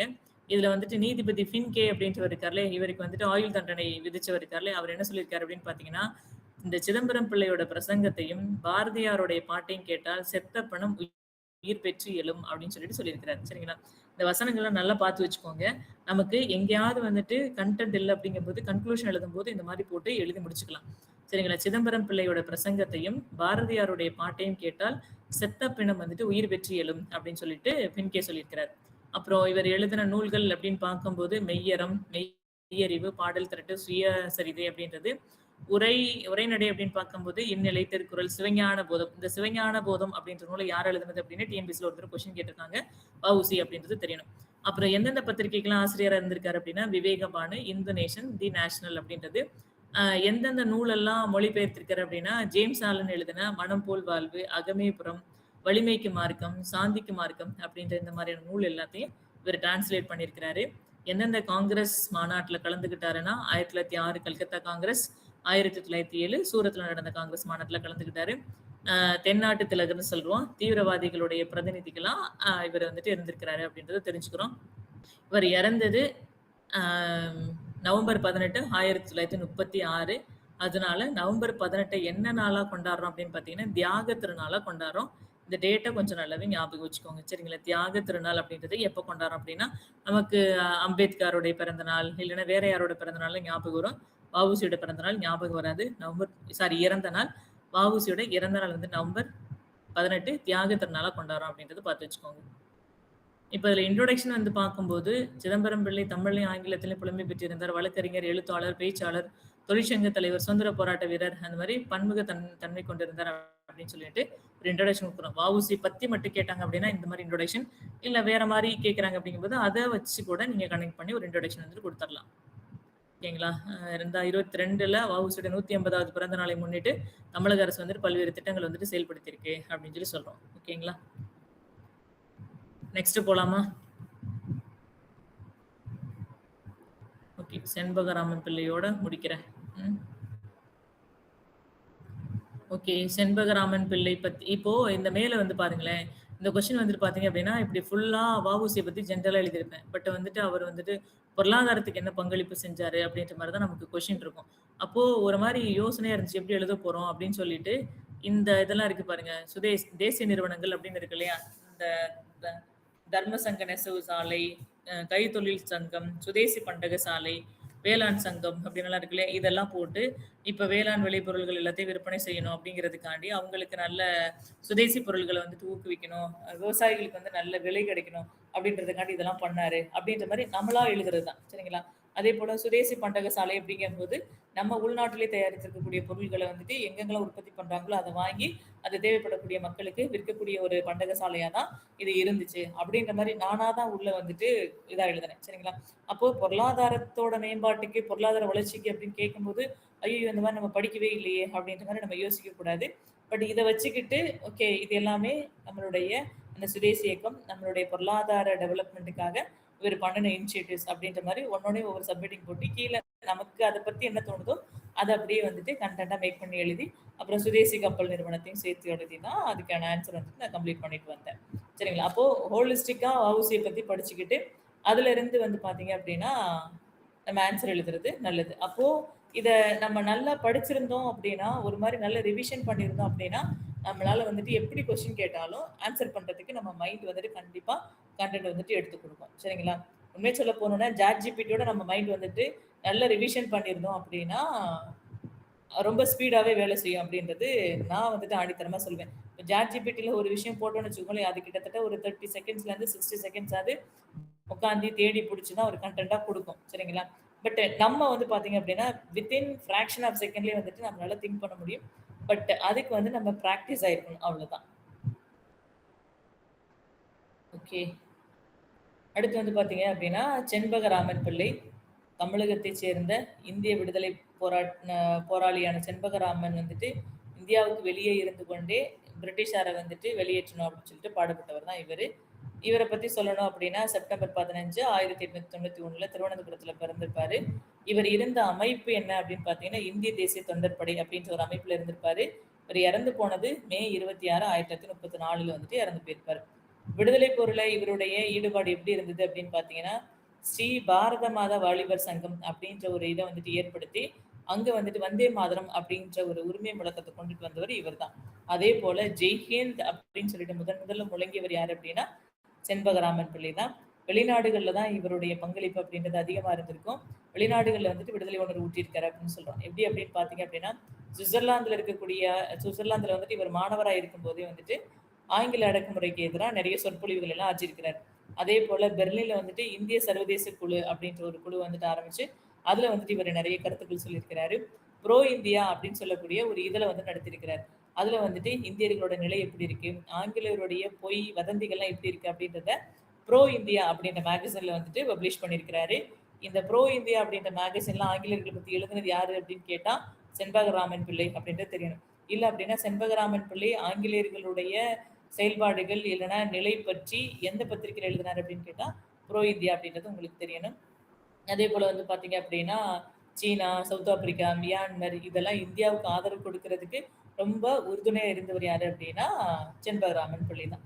இவருடைய போர் செயல்பாடுகள் அப்படிங்கும்போது, முதல் உலகப் போரின் போது ஜெர்மன் துணையோட வந்துட்டு பார்த்தீங்கன்னா, இந்தியால இருந்து பிரிட்டிஷ் ஆட்சிய அகற்றணும் அப்படின்னு சொல்லி சொல்றாரு. அதனால என்ன பண்றாரு அப்படின்னு பார்த்தீங்கன்னா, M10 அப்படின்னு சொல்லக்கூடிய ஒரு நீர்மூழ்கி கப்பல் மூலமா சென்னை உயர்நீதிமன்றத்தோட கட்டடத்துல வந்துட்டு குண்டு வீசுறாரு. சரிங்களா? அந்த M10 அப்படின்ற கப்பல்ல வந்துட்டு குண்டு வீசுனனால, இவருக்கு M10 செண்பகராமன் அப்படின்னு சொல்லிட்டு ஒரு பேர் இருக்கு. இது ஒரு இன்சிடென்ட் ஒண்ணு நான் ஷேர் பண்ணிர்றேன். என்ன அப்படின்னு கேட்டீங்கன்னா, நான் குரூப் 2 இன்டர்வியூ போனேன். சரிங்களா? அது வந்துட்டு பிப்ரவரி 27ஆம் தேதி நெனைக்கிறேன். சரிங்களா? அப்ப இன்டர்வியூ நடந்தது. அப்போ டிஎன்பிஎஸ்சி சேர்மனா இருந்தவர் தான் வந்து பார்த்தீங்க அப்படின்னா, என்னோட போர்டு. நெறைய கொஸ்டின் கேட்குறாங்க. குரூப் 2 ரிலேட்டடா. நெறைய சொல்லியாச்சு. கடைசியா வந்துட்டு பார்த்தீங்க அப்படின்னா, சென்னை உயர்நீதிமன்றத்தில ஒருத்தர் குண்டு போட்டார்ல, யாரு அப்படின்னு கேட்குறாங்க. எனக்கு டக்குன்னு வந்துட்டு செண்பகராமன் அப்படின்ற பேரெல்லாம் வரல. கொஞ்சம் அப்படியே ஒரு 2, 3 செகண்ட் அப்படி யோசிச்சு தான் செண்பகராமன் பிள்ளை அப்படின்னு சொல்லிட்டேன். அது யோசிச்சு நம்ம டக்குன்னு ஞாபகம் வந்து சொல்லிட்டனால செண்பகராமன் பிள்ளை அப்படின்னு வந்துருச்சு. அப்புறம் என்ன சொன்னீங்க அப்படின்னு கேட்டாங்க. செண்பகராமன் அப்படின்னு சொல்லி சொல்றேன். அப்போ அவர் எங்க இருந்து வந்தாருன்னு கேட்குறாங்க. நான் ஜெர்மன்ல இருந்து நீர்மூழ்கி கப்பல்ல வந்துட்டாருன்னு சொல்லிட்டேன். எங்க இருந்து வந்தாங்கன்னு சொன்ன உடனே ஜெர்மன்ல இருந்து வந்தாருன்னு சொல்லியிருந்தா என்ன விட்டுருப்பாங்களா இருக்கும். நீர்மூழ்கி கப்பல்ல வந்துட்டாருன்னு சொல்லிட்டேன். அந்த கப்பல் பேர் கேட்குறாங்க. எனக்கு அப்போதைக்கு வந்து பார்த்தீங்கன்னா, டக்குனு கப்பல் பேரே ஞாபகம் வரல. அந்த பரத்தும், சரண்யா பொன்வண்ணன், நாசர் நடிச்ச படம்லாம் இருக்கும் இல்லையா? அந்த படம்லாம் சீன் எல்லாம் எனக்கு கண்ணு முன்னாடி வந்து போகுது. வடிவேலு அடி வாங்குறது, அவங்க அப்பா இறந்தோனே அழுகுறது, இந்த கோயில்ல போய் உருள்றது, இந்த சீன் எல்லாம் ஞாபகம் வருது. ஆனா எனக்கு வந்துட்டு அந்த கப்பல் பேர் மட்டும் ஞாபகமே வரல. அப்புறமேட்டு சாரி சார் எனக்கு ஞாபகம் வரல அப்படின்னு சொல்லிட்டேன். அவங்களும் எனக்கு சொல்லல. இந்த கப்பல் தான் பேரு அப்படின்னு சொல்லிட்டு. அப்புறம் சரி ஓகே அப்படின்ட்டு அடுத்து ஒரு கொஸ்டின் கேட்டாங்க. ஆன்சர் பண்ணிட்டேன். ஓகேம்மா தேங்க் யூ. நீங்க கிளம்பலாம்னு சொல்லிட்டாங்க. ஓகே. நானும் தேங்க் யூ சொல்லிட்டு அந்த சேர்ல இருந்து எந்திரிச்சு, அந்த இன்டர்வியூ ரூமோட டோர வந்துட்டு நான் கை இப்படி இழுக்கிறேன். எனக்கு டக்குனு வந்துட்டு M10 அப்படின்னு சொல்லிட்டு ஞாபகம் வந்துருச்சு. உடனே நான் டர்ன் எடுத்து, சரி கப்பல் பேரு ஞாபகம் வந்துருச்சு. M10 அப்படின்னேன். சரி ஓகே போயிட்டு வாங்க அப்படின்னு சொன்னாங்க. அது எப்படின்னே தெரியல. ஞாபகம் வரவே இல்ல. இந்த மாரி இன்சிடென்ட்லாம் நடக்கும். சரிங்களா? அதனால வந்துட்டு கொஞ்சம் எல்லாத்தையும் தெளிவாவே படிச்சு வச்சுக்கோங்க. ஓகே. அடுத்து வந்து பார்த்தீங்கன்னா, ஜெர்மனியில வந்துட்டு செண்பகராமன் பிள்ளை என்ன பண்ணியிருக்காரு அப்படின்னு பார்த்தீங்கன்னா, அதிபர் ஹெய்ஸரோட நம்பிக்கைக்கு பாத்திரமானவரா இருந்திருக்கிறாரு. ஹிட்லரோட வந்துட்டு ரொம்ப திறமையா வாதாடி அவர மன்னிப்பு கேட்க செஞ்சிருக்காரு அப்படின்றது படிக்கிறோம். சரிங்களா? அடுத்து வந்துட்டு பார்த்தீங்கன்னா, இந்திய புரட்சியாளர்கள் எல்லாத்தையும் ஆப்கானிஸ்தானோட தலைநகரா இருக்கக்கூடிய காபூல்ல வந்துட்டு தற்காலிக இந்திய குடியரசு அப்படின்ற ஒண்ண வந்துட்டு இது பண்றாரு. இதனுடைய அயல்நாட்டு அமைச்சரா யார் இருந்தா அப்படின்னு பார்த்தீங்கன்னா, செண்பகராமன் தான் இருந்திருப்பாரு. ஆப்கானிஸ்தானோட தலைநகர்ல காபூல்ல வந்துட்டு இந்திய புரட்சியாளர்கள் எல்லாத்தையும் சேர்த்து ஒரு இந்திய குடியரசு அப்படின்ற ஒரு குடியரசு வந்து நிறுவுறாரு. அந்த அமைப்புல அயல்நாட்டு பகுதிகளுக்கு அமைச்சரா யார் இருக்கா அப்படின்னு பார்த்தீங்கன்னா, செண்பகராமன் தான் இருக்கிறாரு. ஆயுத ஆக்கிரமிப்பால் இந்தியாவில் ஏற்படுத்தப்பட்டிருக்கக்கூடிய அந்நிய ஆட்சிய ஆயுத ஆக்கிரமிப்பால் அகற்ற வேண்டும் என்ற எண்ணத்தில் இந்திய விடுதலைக்காக தன்னை அர்ப்பணித்துக் கொண்டவர் தான் இந்த எம்டன் செண்பகராமன் அப்படின்னு சொல்றோம். சரிங்களா? அவரு எப்படி வந்துட்டு என்ன சொல்றது கடல் வழியா வந்தவங்கள கடல் வழியா தான் அனுப்பணும் அப்படின்னு சொல்லிட்டு வ.உ.சி செயல்பட்டாரோ, அதே போல இவங்க வந்துட்டு ஆயுதத்தினால வந்தவங்கள ஆயுதத்தினால தான் திருப்பி விரட்டணும் அப்படின்றது செண்பகராமன் பிள்ளையோட கருத்தா இருந்திருக்கு. சரிங்களா? ஓகே. புரிஞ்சுதா? Yes ma'am. ஓகே. எப்படி ஃபீல் பண்ணீங்க?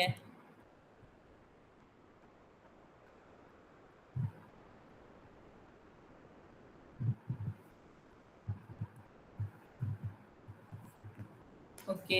Thank you. இதோட முடிச்சுக்கலாம். தேங்க் யூம்மா. Thank you. இதோட முடிச்சுக்கலாம். மீதி நாளைக்கு பார்ப்போம். இதே லிங்க் வச்சுக்கோங்க. எப்பவுமே ஹிஸ்ட்ரி கிளாஸ் அப்படின்னா இதே லிங்க் தான். இந்த லிங்க்லயே வந்துட்டு நீங்க ஜாயின் பண்ணிக்கலாம். எப்போ நான் கிளாஸ்ன்னு சொல்றேனோ அந்த டைம்ல ஜாயின் பண்ணிக்கோங்க.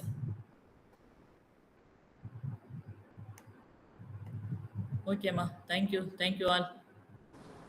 Thank you ma'am. Thank you. Thank you, ma'am.